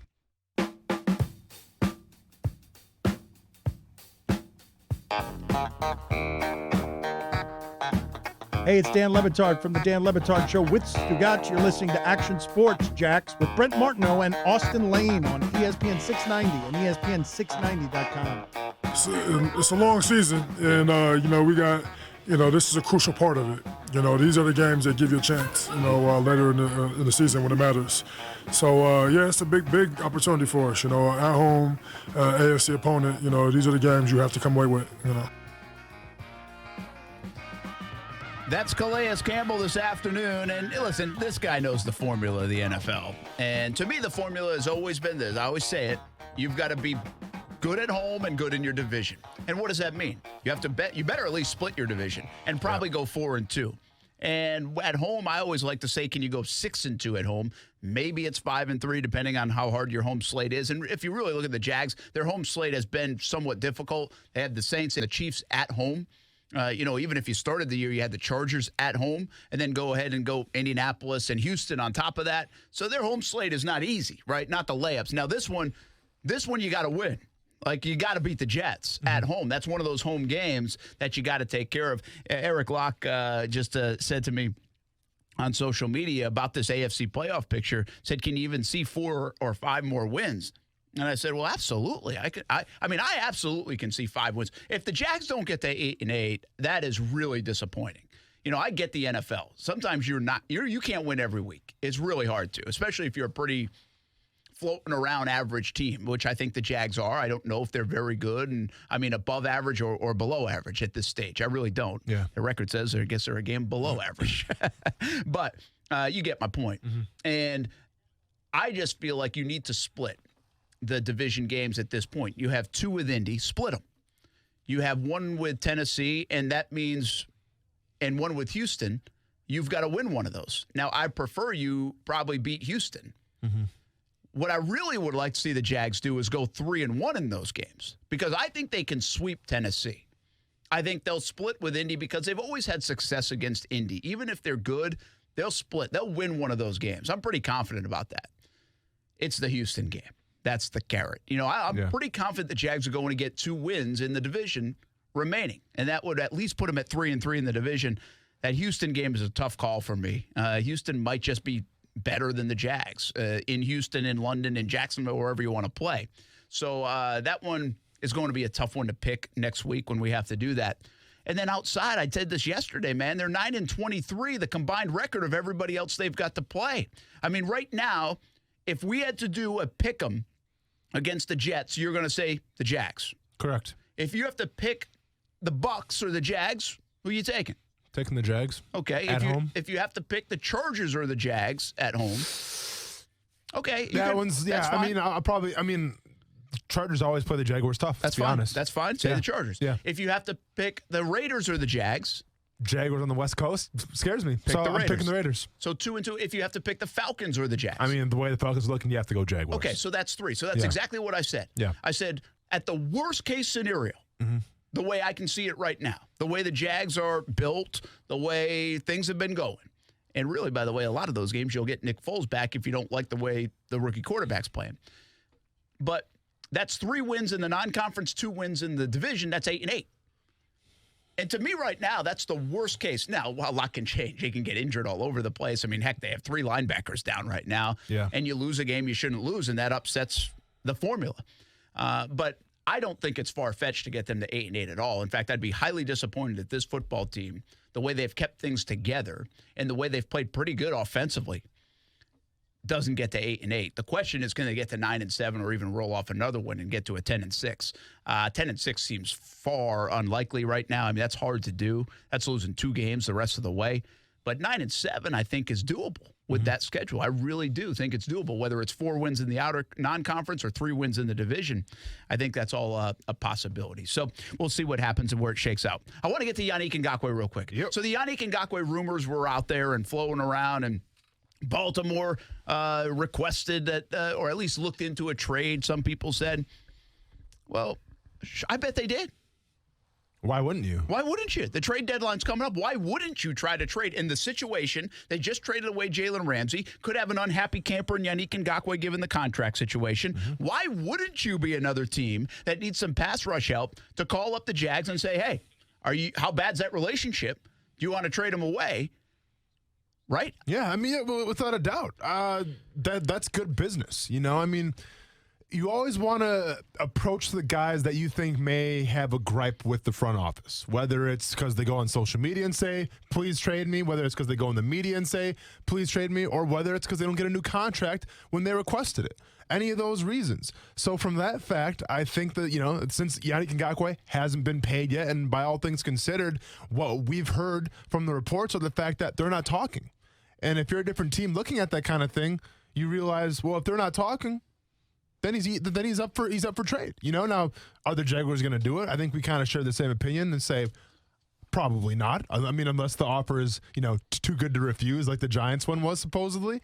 But listen, unless you're getting 2 first-rounders, a defensive end coming back, something like that, there's no way that's going to happen. Yeah, and I don't think the price will be as high as that from asking things around a little bit, but I don't even know if you could give them enough right now. Yeah. Again, the optics of this is bad for the Jags if they were to trade away. I mean, if you're going to trade away Yannick Ngakoue, then you would just be in a rebuild. I mean, you might as well just say I'm in a rebuild. Well, you're not in a rebuild. You might have 2 quarterbacks that you like. You spend $88 million for one. You have a core group of guys. You gave money to Miles Jack. You have these players. You're not. They're not trading them, first of all, okay? Let's just be crystal clear about that. They're not. But I wouldn't be surprised if these offers are coming in, and I would do it if I were other teams as well. That's really the moral of the story. You almost can't give me enough. You really could. They have to. We've been talking about it all week. They have to pay Yannick Ngakoue. They have to get this thing done. The optics are not good on this from the Jags' perspective, given the whole Jalen Ramsey saga. If they don't get a deal done, I would say by March. I'm not saying they have to do it now. Yeah. I'm just saying sometime in the next few months, even in the offseason, a deal has to be done with Yannick Ngakoue. And I'm 50-50 on whether that will happen because talks are not happening. That's still the deal. It's still a stay away, but talks don't usually happen in October and November. But that's the thing, though. If we're sitting here and saying there's no way they're going to trade Yannick Ngakoue, the price would be way too much. No way it's going to happen. Well, if that's what the Jaguars front office is thinking, too, no way we're going to trade him, then how about we pay him? Well, and that's what they should be saying. Yeah. It's funny, the leverage, I think, has shifted to Yannick Ngakoue. Yeah. Early on, it wasn't so much with him because the franchise tag and the control. Now I think it has. Scoring a touchdown would do that for you. It's not just that. I think Jalen Ramsey helped him out, too. Yeah. Well, Ryan O'Halloran, talk a little more about the NFL coming up next on ESPN 690. Lowe's has the supplies pros like you use most every day. And when the job demands more, we have the quantities needed for any size job at savings you can count on. Because when you buy in bulk, you'll get 30% off select in-stock insulation and get select in-stock drywall panels up to 15% off. Order at lowesforpros.com and have your order delivered to save time. Or pick up in store, where our pro loaders will be ready to load you up so you can get back to the job site faster. For the supplies you need at great savings, do it right for less. Start with Lowe's, U.S. only. All right, it's time for some straight talk. You wouldn't pay $100 for seats to a baseball game where you can get the same seats for $50. So why pay more on your wireless when you can get the same 4G LTE networks for up to half the cost? For $45 a month, get our unlimited plan with 25 gigs of high-speed data from Straight Talk Wireless. No contract, only at Walmart. Savings may vary. See terms and conditions at straighttalk.com. Vida de Louis, a locally owned tequila right here in Jacksonville, wants to help our friends in the Bahamas. Hey, everyone, this is Austin Lane. And I'm Brent Martineau. Vida de Louis is one of the smoothest tequilas you'll ever taste. It's made in Tequila, Mexico, and shipped directly to Jax Beach. But Vida de Louis has friends all over the world, and that includes in the Bahamas. Help us raise money for the Treasure Key Relief Fund and Hopetown Rising. Check out Vida de Louis on social media and the website vidadelouis.com. 50% of all merchandise will go to these funds. Please help Vida de Louis help the Bahamas by going to vidadelouis.com. WOKV Jacksonville. Listen live everywhere you go on ESPN690.com. ESPN 690, a Cox Media Group station. I'm Doug Brown. ESPN's Jesse Rogers reports former big league catcher and ESPN baseball analyst David Ross will be the new manager of the Cubs. He beat out 5 other candidates. As a player, Ross won World Series rings with the Red Sox in 2013 and with the Cubs in 2016. The Nationals lead the World Series 1-0. Game 2 tonight in Houston. The Astros will have Justin Verlander on the mound against the Nats' Steven Strasburg. In Game 1, Ryan Zimmerman started the comeback with a solo home run. Zimmerman was the first player drafted after the team moved to Washington. It's been fun to grow with the fans, with the community, with the city, to watch them become baseball fans, to watch the neighborhood around the ballpark grow up. Game 2 is on ESPN Radio and the ESPN app starting at 7 Eastern. 11 more NBA season openers on the schedule tonight, including a doubleheader on ESPN starting at 7:30 Eastern with the Celtics and 76ers in Philadelphia, followed by the Nuggets and Trailblazers in Portland. At Napa, get a 5-quart jug of Mobil 1 full synthetic motor oil for just $26.99 and a $10 mail-in rebate. General states pricing. Sale prices do not include applicable state and local taxes or recycling fees. Offer ends 10/31/19.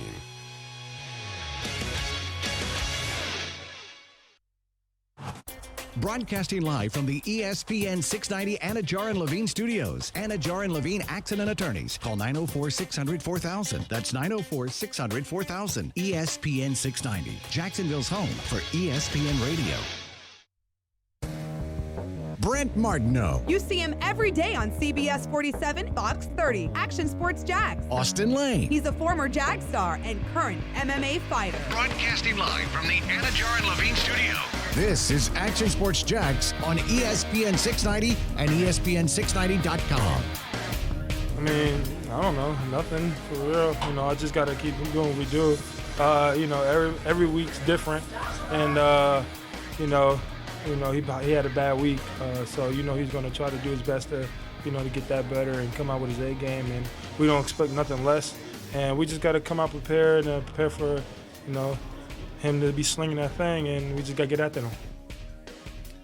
That is Josh Allen, Jaguars defensive end, the rookie who Doug Marrone even said today, that guy's got a ceiling, man, that he hasn't even scratched the surface. Yeah. What do you watch these games like from that position, obviously. Sure. Brent Martin, Austin Lane here, former Jags player, former defensive end in the NFL. So, I mean, do you notice that? I mean, do you notice this guy's just flashing here and there, and there's a lot left in that tank? I can tell you this. In the preseason, Doug Marrone and some meetings, like not interviews and podium stuff, but he just, the size, the speed, the athleticism, he couldn't say enough good. I mean, he was just raving about him. So he's one of those talents that's pretty rare, I think. Well, without a doubt. And obviously his stats right now, they prove that, Brent. You know, he's as far as the rookies are concerned, he's leading the rookies right now in quarterback sacks. And a lot of those sacks have come from his athleticism, from his get-off, from his explosiveness, and not necessarily his technique yet. I mean, he's still starting to define his pass rush moves, because a lot of the time, whether you come from an FCS school like Murray State, or even if you're playing with the big boys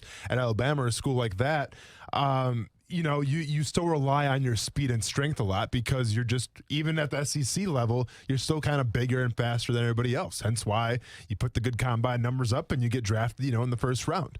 But when you get to the NFL, you start to realize that the speed, the athleticism, while it's crucial, you also need to refine the skills a little bit. So I think once Josh Allen learns, to kind of like his go-to moves, his counter moves, the guy's going to be absolutely unstoppable. Not to say he's not playing great ball, because he is, but, learning those moves and everything, it just comes with time. Whether you're J.J. Watt, whether you're Von Miller, whether you're Khalil Mack, it takes time to get a feel for the moves that you like to do, and then you can work off that. Brent Martin, Austin Lane here. We welcome in Ryan O'Halloran from the Denver Post. Joins us each and every week on Action Sports Jax on ESPN 690. Hey, man, how you doing?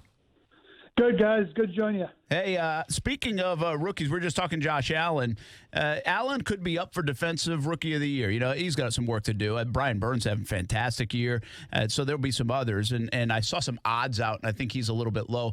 But Gardner Minshew could be in the conversation, depending if he plays the rest of the way. Offensive Rookie of the Year. I would say that's a pretty good draft when you have guys in the conversation for Offensive and Defensive Rookie of the Year, Ryan. Yeah, it is. And the thing about Defensive Rookie of the Year is it doesn't really matter what your record is. If Josh Allen can have like a 3-sack game and get into that, top 10 or top 15 guys of sacks, usually that's what the vote is based on. As for Minshew, if he's your starter moving forward after the bye and this team is winning, he deserves to be in that conversation as well. Yeah, absolutely. All right. Well, you brought us into it, and we've been talking all about it. Nick Foles back on the practice field today, and there's still several weeks for this thing to play out. But really a 2-week stint now for Minshew to kind of prove that he can, remain the starting quarterback in Jacksonville even when Foles is eligible to return. How do you think this plays out here? Like, it's all about wins and losses. If the Jags lose the Jets, it doesn't really matter what Minshew does against Houston. Mm-hmm. I think you get Foles ready for after the bye. But if this team gets on that plane coming back from London at 5-4, I'd stick with the kid, because that's probably an indication he's played well. He's encountered some tough sledding here the last couple weeks. That completion percentage has plummeted. Maybe defenses are trying some different things with their pressures and their coverages. Now it's time for him and DeFilippo to adjust and say, okay, this is how we figure these looks out. So, if they go, if they're 5-4 and they're functional offense, I think you ride that hand a little bit, knowing that Foles is a veteran, can be productive if you put him in, mid-game or even after a couple weeks when he's eligible to return. Ryan O'Halloran from the Denver Post with us, of course, covered the Jags for a long time, covers the Denver Broncos. From that perspective, just given like league-wide and maybe even just specifically here in Jacksonville, don't you have to approach it a little bit if you're Doug Marrone, like, man, my job might be on the line. Even if we're 5-4, my job is on the line in the balance of these games here in November and December. Do I want the Super Bowl MVP and a Super Bowl quarterback and a guy who's got experience, or a guy who's never played in late November and December, where a lot of people say the intensity really changes? It's different football in the NFL. And a piggyback to that question would be, how much influence do you think Marrone will have in this decision? Will it be solely his, or do you think this front office, who has been scrutinized recently, of course, with the Ramsey trade, will they have a say in it as well? Well, I'll meet you in the middle on having a say. I think they want to be informed, and talk it out. Okay, here's the reason why to stick with Minshew. Here's the reason why I want to go toward Foles. But I think you alluded to this earlier, Brent, on Twitter. a lot of people nationally think it's fait accompli. They go back to Nick Foles. I mean, obviously, they haven't been watching some of these games. I don't think it's that automatic. And if you're the front office, you've had let's put it mildly, a rocky season. Yeah. And I think you want to be able to support your head coach in his decisions. And let's face it, if Doug walks in there and says, hey, after the bye, let's go back to Nick, they're going to know why. Yeah. They're going to be watching the same tape as him and say, hey, maybe he's missing some throws that Foles would have made. So, but I think you have to throw out the contract part of it just for now, because if Minshew plays well and they beat the Jets and the Texans, maybe you see what he can do for 1 or 2 more weeks. Talking to Ryan O'Halloran from the Denver Post. Let's get on the Broncos topics a little bit here. And probably the biggest news is that Emmanuel Sanders traded for a 4th-round and a 5th-round pick to the San Francisco 49ers. In your opinion, Ryan, what is the aftermath like? Is that locker room kind of in shock? Did everybody kind of see the writing on the wall? And where do you think the Broncos go from here now? Well, I think they saw the writing on the wall, and Emmanuel's contract was up at the end of the year. He was not going to be re-signed. There have been a lot of chatter lately, a lot of teams that need receiver help. I thought they got tremendous value, a 3rd and a 4th for Sanders and a 5th. That gives the Broncos 7 picks in the top 4 rounds of this year's draft. That's how you refill that depth chart. Where Sanders goes is a great team, 49ers, 6-0. Where the Broncos goes, they got Cortland Sutton was their number 1. I don't care. Sanders was not their number 1 anymore. You give other guys a shot now, Hamilton, Juwan Winfrey, Tim Patrick, et cetera, to see what they can do moving forward. I don't think it's a white flag for the Broncos. Trading Chris Harris next week may come close to that if they lose to Indy. But what it goes to show you is that if you piss off the executive vice president, he's going to meet with you. He's probably going to trade you, because John Elway said on a conference call last night there were issues. And we can start guessing what those issues were, but they had a meeting a week ago Tuesday, and they agreed that they were going to deal them. So there's obviously some stuff going on behind the scenes about the way people were handling themselves, but I think it was a terrific move for the Broncos. Well, so there are issues that do happen between players in the front office, but some talk about it. What a novel concept. A couple of people at the Broncos pointed out to me, when Sanders met with him, he goes, there was not a trade demand. There was just, hey, if something can be worked out, I'm open to it. Okay. That's a lot different than going public. Yeah, true. That's a better way to handle it, too, and that's the other side of it. I mean, that's been my contention on the Ramsey side of it. He could have handled it a little bit better.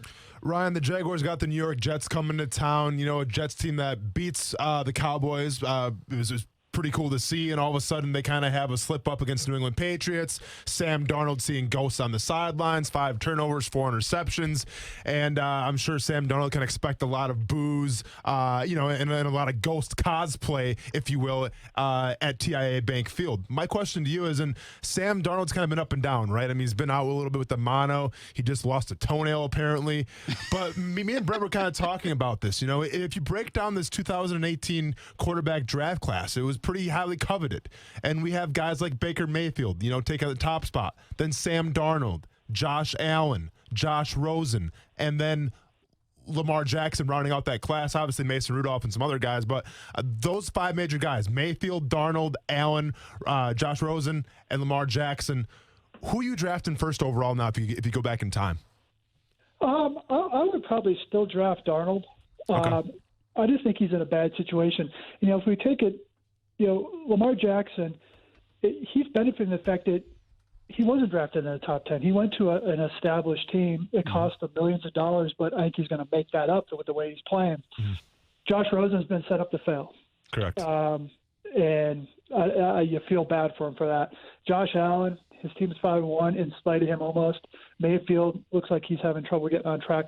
Darnold has the prototypical talent, but he's in his second offense in as many years. He had the mono, which you cannot do anything while you have that. So I'm sure he's still trying to get his game back together. Where the Jets can provide problems for the Jaguars is Greg Williams as their defensive coordinator is going to send the house. He's going to send more than you have blockers. He's going to send a lot of guys from a lot of different places to see if this kid can figure it out. That's the Jets' only chance, is to take the air out of the football on offense with Le'Veon Bell, and then also force some turnovers and some sacks with that Jet defense. But the interesting thing about Darnold, the ghost comment, I thought it was brutally honest. And it was, hey, at least you're admitting the fact that you're seeing stuff. And, of course, the Jets, because they're such a terrible organization, they decided they're going to pick a fight with NFL Films instead of worrying about their own house. That's what bad teams do. Yeah, I mean, I feel a little bit for Darnold because, again, I think we're all being educated on that to a degree, and I had never heard that much and all of what the explanations, and it makes sense. But I don't think that's how people are taking it, you know? And so now it's all across the league. I mean, I don't know. Did anybody even comment on it this week in Denver? Because it seems like everybody in every other locker room is commenting on it, and they're running with it, even though, Ryan, they know what the context really is when it comes to that. Yeah, and, you know, it didn't come up with Joe Flacco today because he was busy defending himself to Troy Aikman, who basically ripped him, you know, for throughout last Thursday's game, probably rightly so. But, I mean, yeah, I saw Minshew talked about it a little bit, is, you know, if you're going to get mic'd up, you have to be aware that if you say something good, it may reach the air. But, you know, if you're Darnold, you're like, hey, just take it in stride. You know, if that's the biggest problem on this team, that's going to go away. And also, you're facing probably the best defense in the league right now, so some of that stuff's going to happen. And you're without your left tackle in that game. So, you know, I would expect the Jets to bounce back this week, but I don't know if they're good enough to beat the Jaguars. Yeah, I agree, man. I thought they would actually have a way better showing than they did on Monday and come in here feeling pretty good about themselves. They don't feel good about themselves, that's for sure. Let me ask you a couple of questions around the league. We're talking Minshew and potentially Foles. Well, it's on the horizon now. I mean, it's Breeze and Bridgewater, right? It's Allen and Cam Newton. How do those things shake out? And listen, there's no question when you go back to Breeze. I understand. But is there any hesitation to slow the momentum and say, hey, Drew, let's just make sure you are 100%. We don't need to rush you back. If you're 90%, let's take another game. You're 40-something years old. This will benefit us down the stretch. We got Teddy playing good football. Yeah, that's the thing with the Saints. Is Breeze has earned the right to say, as soon as I'm cleared, I'm going to play. But as Sean Payton, in his role, do you say, hey, you know, we have Arizona, then we have the bye. Let's use those extra 3 weeks because the Saints plan on playing well into January. And so maybe that will help a guy at his age. Carolina, to me, is a no-brainer. You stick with Allen because Cam wasn't lighting up when he was in there. And I think you could, if I'm Panthers, that starts my changing of the guard to a different quarterback, and it clears up your cap a lot. You know, we talked about the Jaguars a little bit, depends on what their record is, but I think the easiest one is the Saints, the second easiest one is the Panthers, and the toughest decision was the Jaguars. Yeah, no doubt. I agree with you in that, too, and I do wonder where this leads the Carolina Panthers amidst a lot of winning football, too, which is pretty interesting. All right, I'm going to leave you with this, and the New England Patriots, and Schefter said some things, and now Tom Brady has said something on his radio show that he does weekly. I'm not even sure it's what they're saying, Ryan, but I almost wonder it's how they're acting. And I brought this up to Austin. Tom Brady was kind of pissed off that Antonio Brown didn't stay a New England Patriot. And now they go spend a second-round pick on Sanu, which no doubt they overpaid from a draft capital standpoint. It looks like all the chips are in with Tom Brady and saying, hey, give me one more chance and then I might be done. I mean, do you get that sense at all? Am I reading way too much into it? What's your thoughts on it? Well, I think those tea leaves were apparent at the beginning of the season. You know, they acquired Michael Bennett. I mean, he hasn't done anything. Mm-hmm. They tried out, they signed Ben Watson twice. He's in his late 30s. I mean, it looked like every move the Patriots made in the offseason, and then including Antonio Brown, was to set them up for a 7th Super Bowl this year. And then they would tell Tom, you know, you can retire or you can move along. So, you know, I think Schefter was, you know, throwing gasoline on what was a little bit of a spark there, and he got the desired result. I mean, it was to great effect. So, I mean, Brady's all about football. I could see him playing somewhere else next year, but if he's healthy and effective and wants to play, if you're the Patriots, you just try and say, hey, let's just ride this out one more year and play things year by year. Yeah, maybe he'll go give John Elway a call. That'd be awesome. A little closer to California. I mean, Jimmy's got a spot out there in San Francisco, so you can't do that. The Raiders are leaving. Where else are you going to go? We'll find out. Hey, Ryan O'Halloran from the Denver Post, thanks for joining us, man. Are you guys okay? You want wrestling? I mean, are you guys good at wrestling? I'm so not in tune with what's going on at this point. Yeah. But, spoiler alert, you're not really missing much. It's just going to be Tyson Fury taking on Braun Strowman in Saudi Arabia, which will be interesting, I guess. But that's about it, man. Well, interesting, I guess, is the endorsement that move on. That is. But to me, like, once football ends, then I jump back into it for the road to Mania. Sure. Very good. Well, but here's the thing, Austin. If we're not watching, I don't think we're missing anything. No, you're absolutely right. And you know what? And let me just get this one question here, and I want to get your opinion on it, because obviously the WWE's got the pay-per-view coming up in Saudi Arabia, and you know Saudi Arabia pays the WWE a lot of money to put on that show. And part of the stipulations of going over there to do a show is the fact that women can't wrestle, right? The crowd wouldn't stand for it.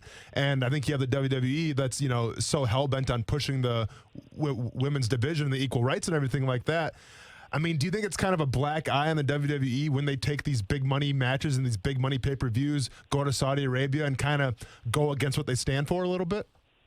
Definitely a contradiction, but Vince is about the almighty dollar. Yeah. And, you know, they've made their bed there. I mean, they push the women's division more than they should ever here stateside.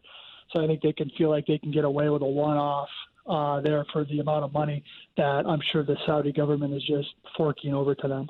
It's all about the dollars. That's why Ryan O'Halloran joins us every week. You better believe it's all about the money.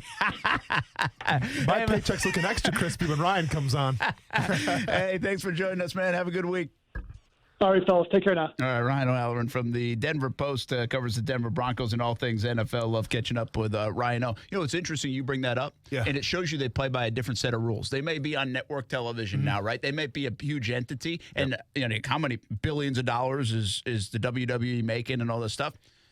But is that different in its not in its full context, not the specific nature of it, than the NBA and the China thing?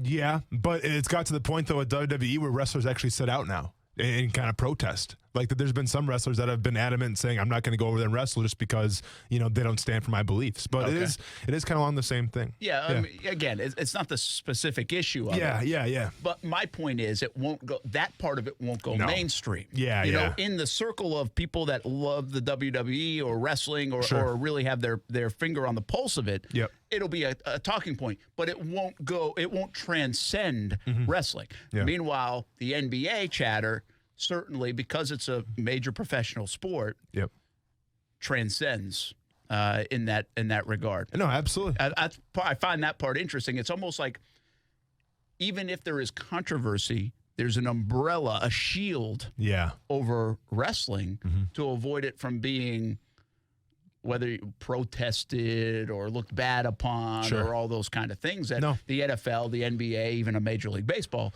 it could be prone to. That's a great point. But now, you know, with social media and everything, you're starting to see more of a trend where people are speaking out about it, especially hardcore wrestling fans, where it's like, I'm gonna boycott this pay-per-view. I'm not gonna watch it just because, you know, it's not right. So I get what you're saying, where there is definitely the umbrella, but I think there's starting to be more people that are quote unquote, I hate the term, but woke, if you will, that are going against the WWE. Well, speaking of speaking up, it happened in Tallahassee about Willie Taggart's job. Talk more about that next on ESPN 690 here on a Wednesday. Thanks for hanging with us. Action Sports Jacks with Brent Martineau on ESPN 690 is brought to you by Best Bet Jacksonville and Orange Park. Now, the First Alert forecast on ESPN 690. Mostly clear skies this evening. A few clouds later on as temperatures drop into the mid to upper 50s. From the First Alert Weather Center, I'm Action News Jax Chief Meteorologist Mike Burrish. The Weather Center is brought to you by Beards Diamonds that guarantees you a $500 gift card if they can't beat anybody's price on a diamond. Homegrown and ready to help the home team look good on Friday nights and every night in any sport, Baker's Sports has been doing just that since 1997. Your team experts offer the top brands like Under Armour and Adidas. Screen print, embroidery, and trophies all done in-house right here in Jacksonville. Baker's Sports will get you ready for your big game. Looking good so you can play good. Play ball with your team experts at Baker's Sports. Over half of all men suffer from ED or PE. If you're one of them, either can be embarrassing, but they're both very treatable. Fortunately, Prime Men's Medical Center has the solution. Meet Dr. Rabinski, a specialist in men's health. If you're not the man you used to be in the bedroom because of ED or PE, Prime Men's Medical Center offers custom blended medications designed just for you. There's no pain or surgery. If you have diabetes, high blood pressure, or prostate issues, not a problem. If Viagra, Cialis, or Levitra have let you down, now men are lasting 30, 60, 90 minutes or longer. And best of all, it's affordable. For a private consultation with our highly skilled physicians, call Prime Men's Medical Center, 904-206-8105. You'll see results on your first visit, guaranteed, or there's no charge for your consultation. Call Prime Men's Medical Center now at 904-206-8105. 904-206-8105. That's 904-206-8105. The following message is sponsored by the Florida Department of Business and Professional Regulation, the Florida Association of Broadcasters, and this radio station. Natural disasters can be unexpected and devastating to your home or property. If your home or property is damaged and needs repairs, it's important to use only Florida licensed contractors. Remember to check their references, get everything in writing, and don't pay up front. To verify your contractors are licensed, contact the Florida Department of Business and Professional Regulation online at myfloridalicense.com. That's myfloridalicense.com. We're local, you're local, shop local. This holiday season, shop local retailers right here in the 904. When you shop local retailers, you're making an investment in our own community. Shop the 904. Powered by Cox Media Group. I'm Thea Jeffers, owner of Breezy Jazz Club and T-Works Interior Decorating. It doesn't matter where you come from, it's possible to own your own business. But starting a business isn't easy. The Jacksonville Women's Business Center helped give me the confidence to keep going when the going got tough. At JWBC, I got the training, networking, and support I needed to help me reach my goals. To find out more about how JWBC can help you, visit jaxwbc.com. You know you'd like to add an $80 gift card to your wallet. Well, that's exactly what you can get this October at any of Tire Outlet's 9 locations. We're here to tell you about the Yokohama Fall Rebate at TireOutlet.com. You'll receive up to $80 on a Visa prepaid card or Visa virtual account with your purchase of 4 select Yokohama tires. The Yokohama Fall Rebate offer, only this month. See more rebates and info at TireOutlet.com. Wholesale prices, premium service. For families worried about making ends meet, we are here. For those struggling with depression, we are here. We're also here to protect kids in crisis, assist students, and help our seniors. We're Jewish Family and Community Services, and we've been here offering support to people of every age, race, and religion for more than a century. Jewish Family and Community Services, here for all, here for Jax. Learn more at hereforjax.com. How many jewelry stores ask you to shop around? Beard's Diamonds wants you to see the selection and pricing other stores have to offer. Why? Here's Ben from Beard's Diamonds to tell you. Because at Beard's, we are so confident in our diamond prices. So confident that no other store can touch Beard's prices. That we're willing to give you a $500 gift card if you find a GIA certified diamond for less anywhere in North Florida. Yes, you heard right, a $500 gift card. No need to second guess your purchase. Beard's Diamonds guarantees to make sure you get the absolute best price. Remember, our prices can't and will not be beat on our huge selection of GIA certified diamonds. Do yourself a favor and shop around. Make sure you're not second guessing yourself, but always compare their price to Beard's Diamonds. We will never be beat. See the difference. Save thousands. Beard's Diamonds in the St. John's Town Center or at beardsdiamonds.com. Fact: about half of all men will experience ED or PE. Fact: both ED and PE are highly treatable.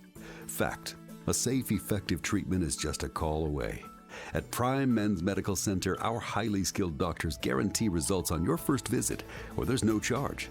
Listen to a specialist in men's health. I'm Dr. Rabinsky. If Viagra, Cialis, or Levitra have let you down, the treatments at Prime Men's Medical Center work immediately, regardless of your age or medical history. You'll receive custom-blended medications designed just for you. They're safe and effective with no pain and no surgery.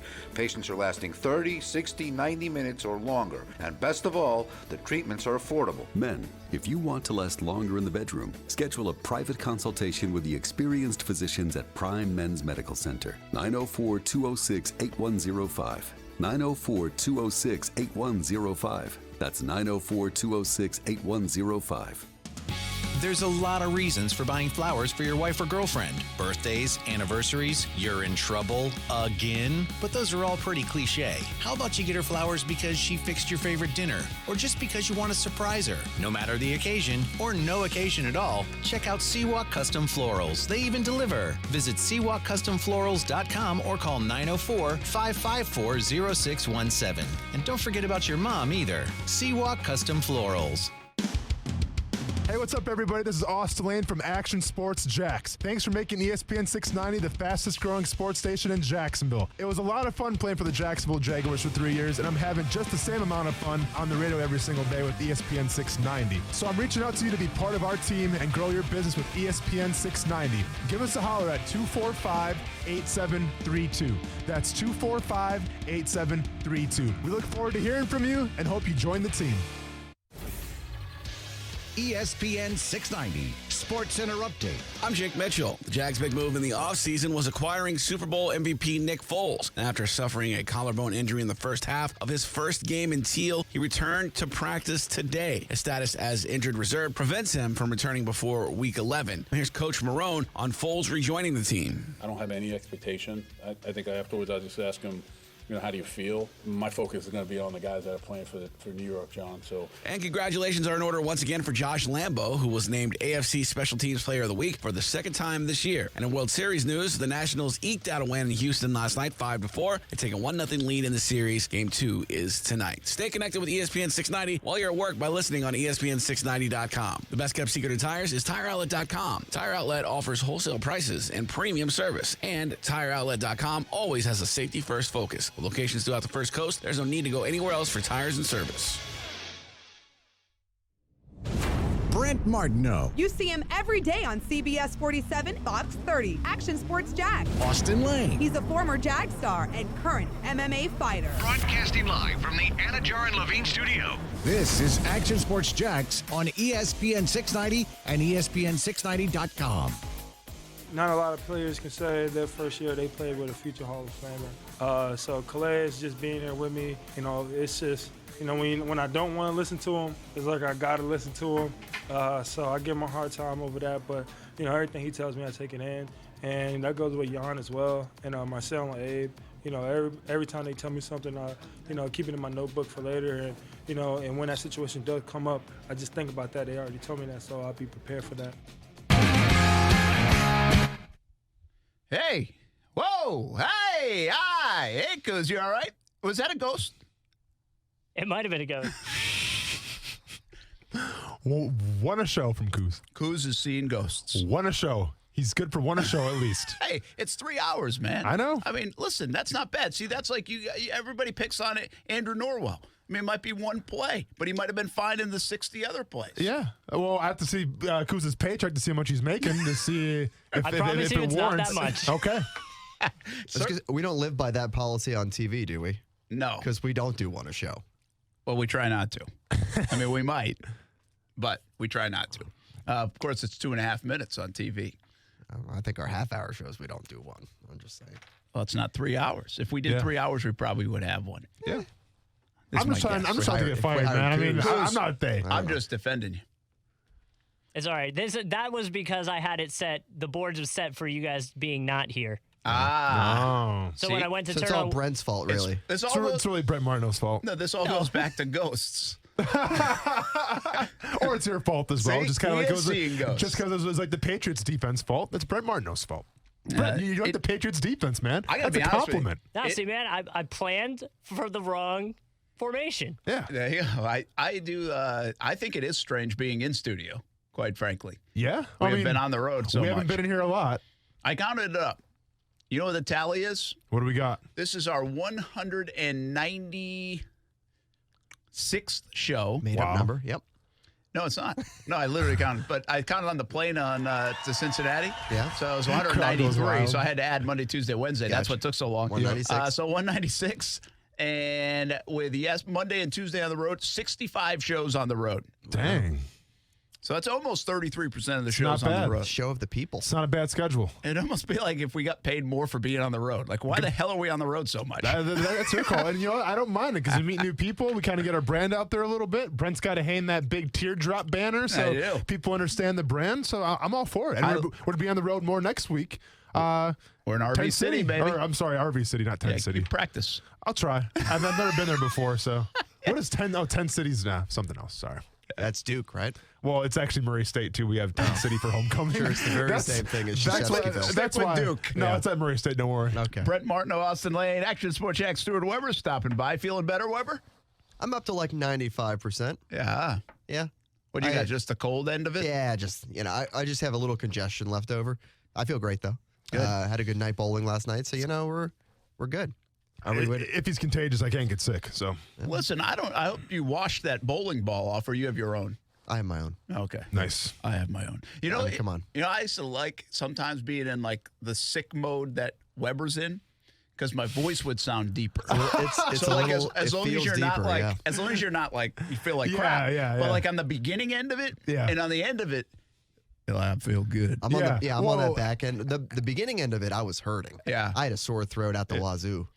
But sometimes it sounds better. A little better when it's sometimes sore. it sounds cool, and sometimes it's like the Senior Bowl, our first couple weeks on the show. And Brent, I didn't think you were going to make it, dude. I'm like, is this what it's going to be like working with you throughout my career now? Is having to deal with, a runny nose and stuff? Yes. Yeah, that was a cold. No, it used to be that was way. the first 3 years working with Brent. Yeah, it used to be that way. Then That's no way to live. Then I dude. got sinus surgery. You did? Best thing that ever happened. Did you get it like septum, deviated septum? Yeah, a little bit of that and like some polyps, I think they call Can't them. wait to I get think. that stuff done to me. Oh, it's the best. Oh, man. It was a life changer. Once you're done getting punched in the nose. Well, that's the thing. I can't do. I mean, I could get the NFL to pay for it right now, but then, it's get just punched gonna in get the messed nose. up It's gonna again. get messed up again. Yeah, so. that's true. Yeah. But it's a life changer. I can't wait. You know what else? Here's what else interesting. In school, our professor said our radio, the guy that kind of ran the radio TV department. Yeah. And he had a great radio voice. He was like an old radio guy. And he said, your voice does not fully mature until you're in your mid-30s.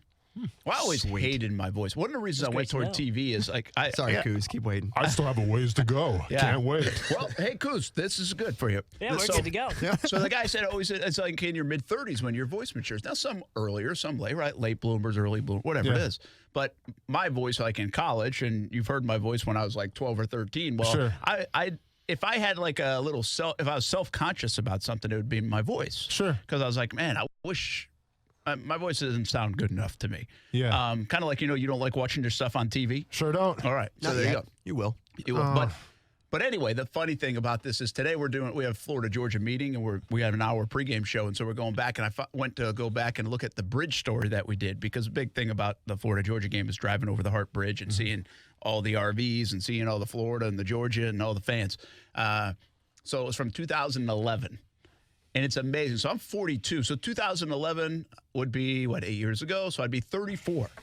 It's amazing how much my voice sounds so different from 34 to 42. Really? I See, think that guy was right. Well, He I was right going at to school. say, because I thought he might have been full of crap just because back then I feel like people were smoking. So maybe he was implying that since people are probably going to smoke when you're older and you keep on hitting that cigarette, eventually your voice is going to get a more gravelly, because I feel like smokers do have the gravelly Well, voice. Either that or scotch or whiskey, something, right? It's not just the voice either, by the way, because there's some old headshots of yours from, 5 years ago sitting on your desk right now. Babyface Martineau? And he looks 15 years younger. Babyface in those Martineau. things. I like it. Well, some people make you age. It's probably a lot of people in the sports department. Well, we'll keep working with me, Brent, and you'll be looking like Father Time in no time. Probably man. one of those guys that doesn't come on this radio show. Yeah. That makes you age a little bit. Hey, speaking, I mentioned Scotch whiskey. What about tequila, Coos? It's happy hour horn time here on Action Sports Jacks on ESPN 690.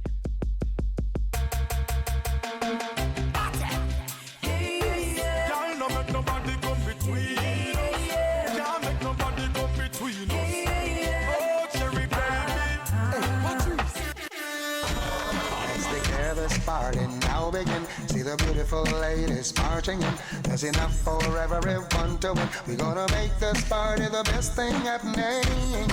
This is my favorite place. Nothing will replace, no. Nothing. Anything goes. Gangsters rolling, half face smiling. Heads over, think of the rhythm, what you're drinking. Anything goes. Hey. Grab a drink, get a shot, and tip your Startenders. Hey, Vita de Luis recently got bumped up from a 94 rating to a 98 rating. That's an A+ where I come from. That is good. That's like Stewart on his SATs or his GPA. That's how good that is. Locally owned tequila right here in Jacksonville and made in Tequila, Mexico. Shipped directly to Jack's Beach. Make your own recipes with Vita de Luis tequila, one of the smoothest tequilas you'll ever taste. And by the way, go visit VitaDeLuis.com. And while you're there, you can help raise money for the Bahamas. Raise money for the Treasure Key Relief Fund and Hopetown Rising. 50% of all the merchandise will go to those funds through October if you visit VitaDeLuis.com and make a purchase or two or three or more. All right, let's get on topic a little bit. And quick thought of the locker room today. Jags, was it all ghost talk? You were there. There wasn't a lot of ghost talk. No. Oh, it wasn't? No, there was there was a little bit, but the defensive players quickly shut it down and, said, hey, you had a bad game. It happens kind of thing. And Gardner was the same kind of way where it's just like, yeah, they should not have aired that. Yeah, I get Gardner's point of view. Yes, as a quarterback, you want to protect your fellow. I thought the defense might try to stay in his head. No. I saw DJ Hayden had one. He said, I hope he's seeing ghosts. I have a couple picks, but. Sure. Mm-hmm. The ones we talked to at least were just kind of like, hey, we can't wait to get out there, try and get after him and get some sacks and get the win, They didn't play off of the ghosts at all and all that wildness. Well, that's no fun. And said, New England's a really good defense. They tried to keep the fodder to a minimum. Well, that's a 24-hour rule, man, too. Yeah. I mean, what happened last week doesn't necessarily mean this week, although in those meeting rooms, they're like, that guy just had 5 turnovers. He looked rattled. Let's make him rattled again. Oh, yeah, there's no doubt about it. And the fans are making Photoshops. So, we were discussing one in the commercial break. These guys, every commercial, they're like, what's the best ghost out there in a movie, right? Yeah. I mean, you guys have been discussing this the whole show. Back and forth. Oh, yeah. Yep. Kuz, we settle on one? Are we going with the Flying Dutchman from SpongeBob? That or Casper, right? For the meme quality, yeah. I mean, Casper is the ghost. Casper never really did it for me, I'll be honest with you. But do you ask the question? This is a friendly ghost. That's the problem. This is kind of the things that have been happening here on this show today. You asked earlier in the show, you said, so how did Casper become a ghost? Yeah. Do you know, Stuart? Oh, it was in the movie. Yeah. Looking for pneumonia. Oh, there you go. Pneumonia was the cause. How's that? Well... Hey, spoiler alert. Casper the Friendly Ghost. Spoiler alert. The kid died and became a ghost. Boom. Yeah. There we go. I get it now. Okay, a topic I want to get to. Did you see Willie Taggart obviously has been under fire. He's 8-11. Can't win games. We talked about it earlier in the week where it's a big difference right now is Mullen knows how to win games, Taggart knows how to lose games. Stay away from public transportation, coach. Yes. So the new athletic director makes a statement, and basically they're trying to squash the rumors. They're saying it's ridiculous. He's not leaving because all of a sudden Urban Meyer's name's coming up. Mark Stoops' name's coming up. Again, I consider him to say, don't buy out Willie Taggart for $17 million to get Mark Stoops, with all due respect to Mark Stoops, but go get Bob. If you're going to buy out somebody for $17 million, it's going to cost you that much money. XFL's got him, sorry. Yeah. Now, Urban makes some sense, right? I mean, Urban would be like, hey, can you bring Urban? Well, anyway, the new athletic director says, if Coach Taggart got hit by a bus tomorrow, I mean, sheesh, nice reference. That's pretty specific, but anyways. I mean, we're trying to speak this stuff into existence over there in Tallahassee or what? Stay away from public transportation, Coach. He said, we would not hire Urban Meyer. With all due respect to Coach Meyer, we wouldn't hire Steve Spurrier either. And so... How about all due respect to Coach Taggart, who's now getting hit by a bus? I mean, here's my thought on this, though. The Urban, you can make up any name you want, and I think what's going to happen, I think fans will and other people will and boosters might, and they want to get this going because it helps the hot seat and get him out of there. I still believe at this point, I don't think he's going anywhere. I think they are going to ride with this. And my theory on this has been, and what you're going to say is, Brent, you're a moron. They're not going to win at Florida State. I get it. You're not. You've got the wrong guy. Yeah. But sometimes you have to suck it up when you have the wrong guy. And they have not had the wrong guy in 5 decades. Right? They had Bobby Bowden, and then they had Jimbo Fisher. And those guys won, and won national championships and won big. You know what happens sometimes? Sometimes you miss. Alabama missed for like 15 years in a row. before Saban got there. You know, Florida has missed, and now Mullen's back at it, and we'll see if they can win big. And they missed prior to Spurrier, you know? So Georgia's missed over the years countless times. People miss. My point is Florida State has not missed. And sometimes you miss, and sometimes you get a mulligan, and sometimes you have to live through that. I don't think they're willing to. They don't have the dollars that Texas and Ohio State and all these Notre Dame and all these people do. They're not going to just pay $17 million to watch a coach walk away. I mean, unless they just have this guy that they absolutely love that wants to come there and they know that it's not happening. I'm convinced, and it's okay if I'm wrong. If I'm wrong, I'm wrong. I think Willie Taggart will be here next year. Because I think they're going to ride this out for one more year. Then it would make sense to buy him. Then you can buy him out at $10, $12 million, and it makes a little bit more sense than the $17 million kind of feel. I know that's only $5 million in the grand scheme of things, but I think you at least let it run its course. You let it try. You know, you're not going to get bad players in. Taggart's going to recruit good players, so that's not hurting you. But you don't think the results of their games this season and last season are going to affect the recruiting? It didn't last year. Well, what about this year? Well, maybe it will. We'll see. Yeah. But he's a good recruiter, and that hasn't interrupted him. He's got a helicopter.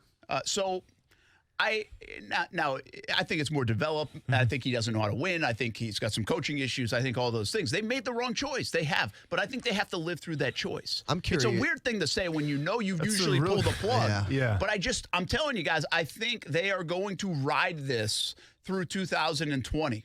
I really do think that and sometimes you just got to take that. You got to take a hit. Yeah, I'm a little curious on the cost analysis. You talk about not wanting to do 17, maybe 12 the next year. How much money are you losing from the apathy in the fan base right now and the boosters who are seeing this happen and saying, you know what, I'm out. That's a fair point. I'm out. You know, is that going to cost more than $5 million, that difference from one year to the next, if they bring him back another year? And that's kind of my point I was getting at, too, is the sport of football is so competitive in college football in the state of Florida, where you can't afford to keep on going downhill and having these horrible seasons. It's hard to recover from that. Yeah, both very good points. And you guys might be right. Yeah. I mean, I might be dead wrong on this. I just don't have the feeling they are moving on. I think this is all trying to get the heat on and the pressure on and drive more buses around campus. But I don't think they're changing. I think they're going to suck this up and give him, you know, it's not that different than even Muschamp, right? When Muschamp was here, a lot of people wanted him out that year. They brought him back for the next one. They said, we're going to give it one more run. Now, it's not because of an economical thing, but they liked that fact that he was cleaning up the program. Right? It was a mess earlier. There was stuff there in that infrastructure that Jimbo left that they don't like over there that he's trying to clean up. In Florida, it wasn't catastrophic until the year he got fired. It wasn't too good. It wasn't great. It wasn't too good the year before he got fired. No. What was it? Was that like a 6-6 year? It was a bowl season. Was it? It wasn't missing a bowl for the first time in however like Florida State did. Yeah. And probably will possibly do. They're a double-digit favorite this week, by the way, over Syracuse. Yeah. So, I mean, they can win and lose all these games left. I mean, they really can. I mean, the next few. Just like that, 24-22 with a chance to win. That's the way it goes. If they want to keep Taggart, it's good by me. And Gator fans will say that, but I've got a feeling. Yeah. If you put money on something, I think Willie Taggart's back in 2020. All right. When we come back, I know for sure we're back. Yeah. For at least another segment. Yeah. A little more Jags talk, a little stay in your lane. And how about a coach of the week in high school football next on ESPN 690?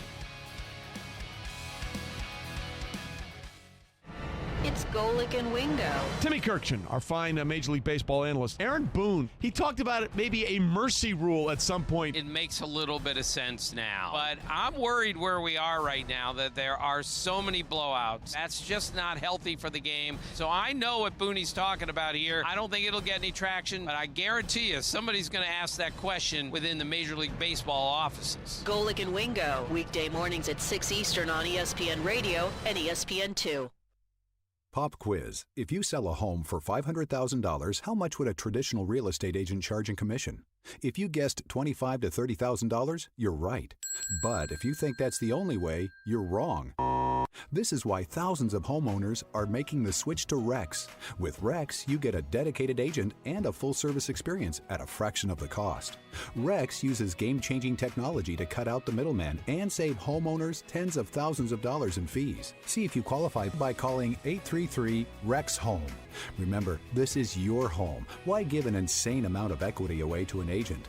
Rex offers the lowest fee in the industry without skimping on service. You'll work with an experienced real estate team with you every step of the way. Get the most out of your home. See if you qualify by calling 833-REX-HOME. 833-REX-HOME. Florida, CQ 1057788. Minimum fee may apply. Not licensed in all 50 states. Visit rexhomes.com to see if Rex is available in your area. Rex fully supports the principles of the Fair Housing Act and Equal Opportunity Act.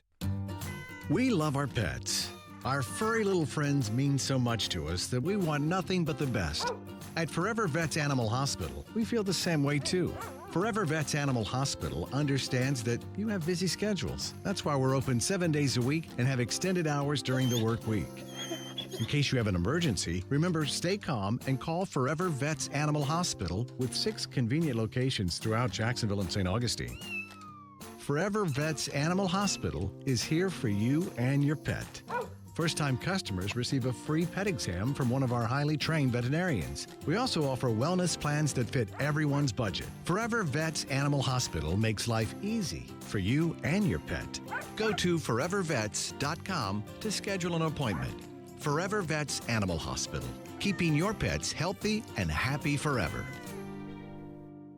Men, are the effects of hypertension, diabetes, or prostate cancer preventing you from having a satisfying love life? In just one visit, the doctors at Prime Men's Medical Center can help you overcome ED or PE to regain your confidence and have you last longer in the bedroom. Name brand pills don't work for many men and can have serious side effects. The highly skilled physicians at Prime Men's Medical Center provide custom blended medications that are safe, effective, and work immediately, regardless of your medical history or age. You'll see results on your first visit, guaranteed, or your consultation is free. So, if you have problems in the bedroom, call now for a private consultation. One call, one visit, one simple solution to regain your love life. Call Prime Men's Medical Center now at 904-206-8105. 904-206-8105. That's 904-206-8105.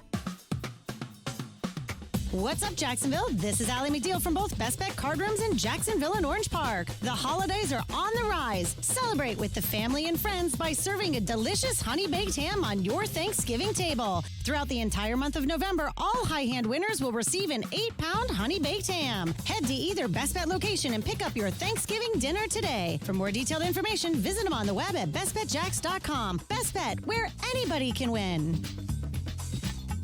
You know you'd like to add an $80 gift card to your wallet. Well, that's exactly what you can get this October at any of Tire Outlet's 9 locations. We're here to tell you about the Yokohama Fall Rebate at TireOutlet.com.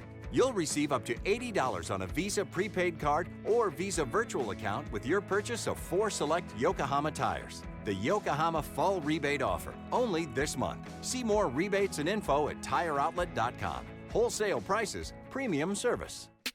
I think Carson Wentz is going to come back and have a resurgent year. Are you not concerned at all with the lack of depth at quarterback position? They had to rely a lot on Nick Foles. Carson Wentz gets hurt every year. Not every year. Go Lick and Wingo, weekdays from 6 to 10 a.m. on ESPN 690. Now, back to Action Sports Jacks on ESPN 690 and on your smart speaker. And Bates keeps it. Now he cuts That's it. inside. He flips into the end zone. And the Lee Generals walk it off in the backyard. Wow. They beat the Columbia Tigers 27-21. Mayhem in the backyard as the Lee Generals get it done. Unbelievable football game. Bates in at quarterback, and he wins it for Lee.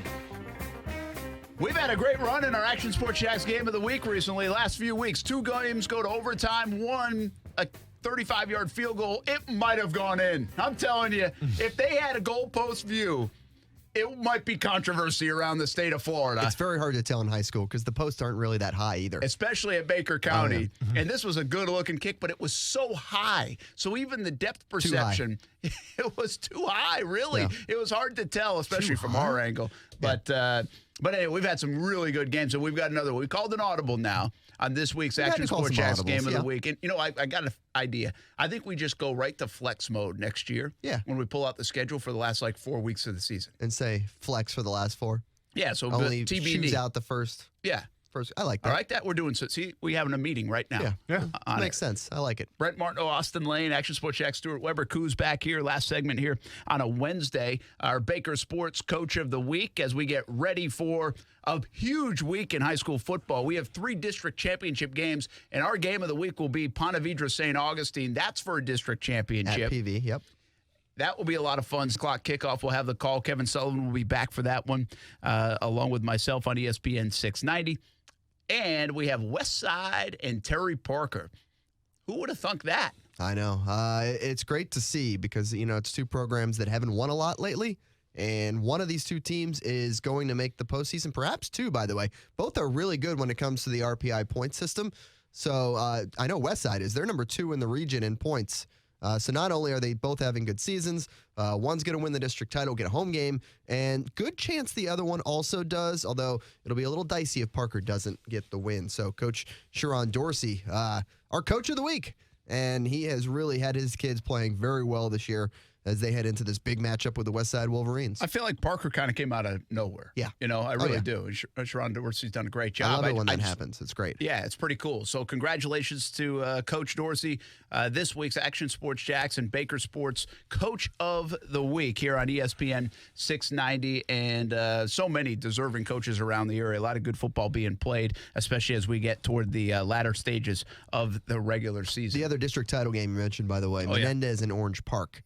Will be another good one. I'll be at that one. Yeah. Also, high school volleyball playoffs starting up tonight. A bunch of teams home tonight, a bunch of teams home tomorrow. So good luck to all the ladies out there as they look to make their way to a state championship. Fun time. And then next week during Florida-Georgia week, there'll be games on Thursday night in Duval County and then games on Friday as well.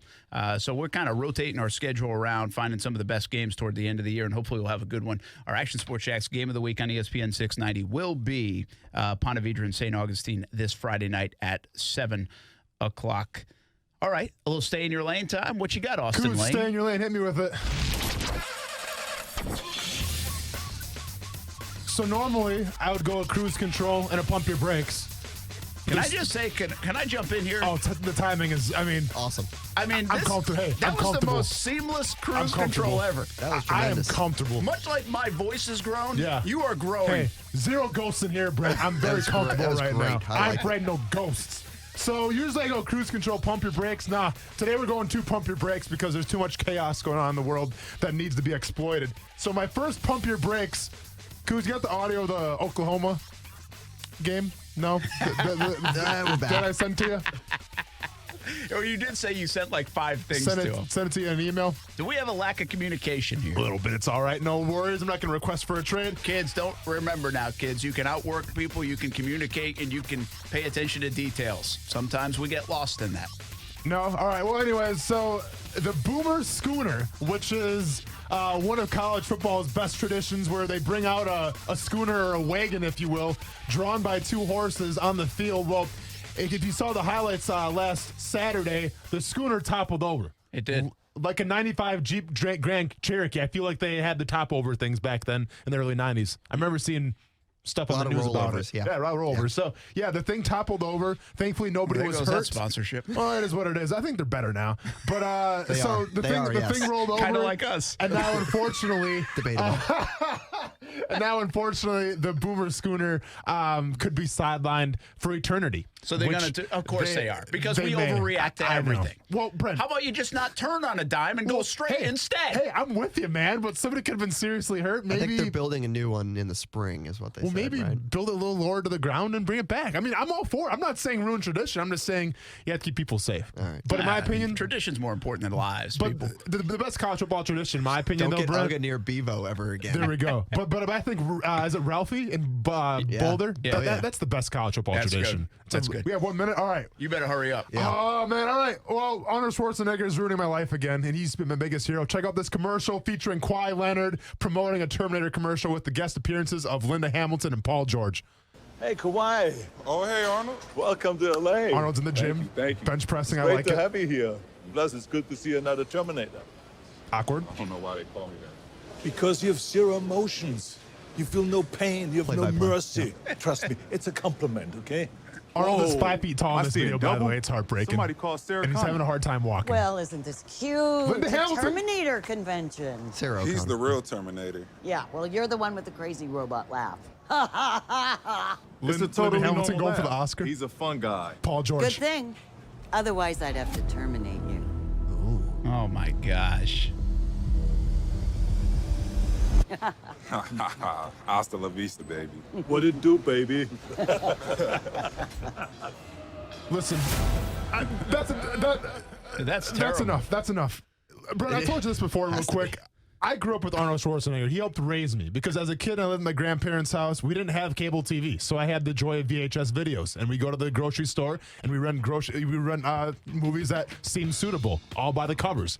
Thankfully, Terminator 2: Judgment Day didn't have a bad cover, so I could rent it. I was 7, 8 years old watching Terminator 2. So, not good, obviously, not good parenting, but it is what it is. How many tattoos did you have when you were 8? A couple.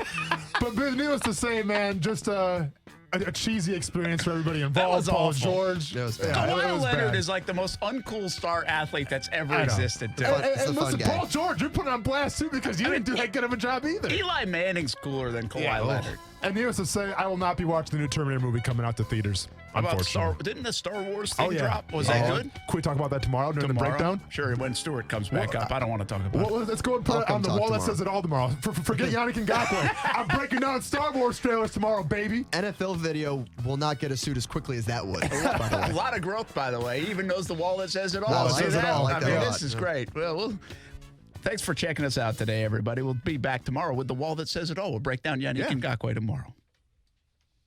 Want to hear something crazy? Last month, our friends at Arlington Toyota offered prices up to 50% less on remaining 2019 Toyotas. Want to hear something really crazy? Arlington is extending the sale. The 2020 Super Sales Event has been extended at Arlington Toyota. So come in today and pay up to 50% less on remaining 2019 Toyotas. That's up to 50% less on remaining pre-owned 2019s. Looking at a 2019 Toyota Camry, it's not $25,555. Now it's only $17,288. That's $17,288 for a pre-owned 2019 Toyota Camry at Arlington Toyota. How about a 2019 Toyota Corolla? Not $20,485. No, it's $13,888. Yeah, $13,888 for a pre-owned 2019 Toyota Corolla at Arlington Toyota. Plus, you get Arlington's $5,000 Advantage Club and even a national lifetime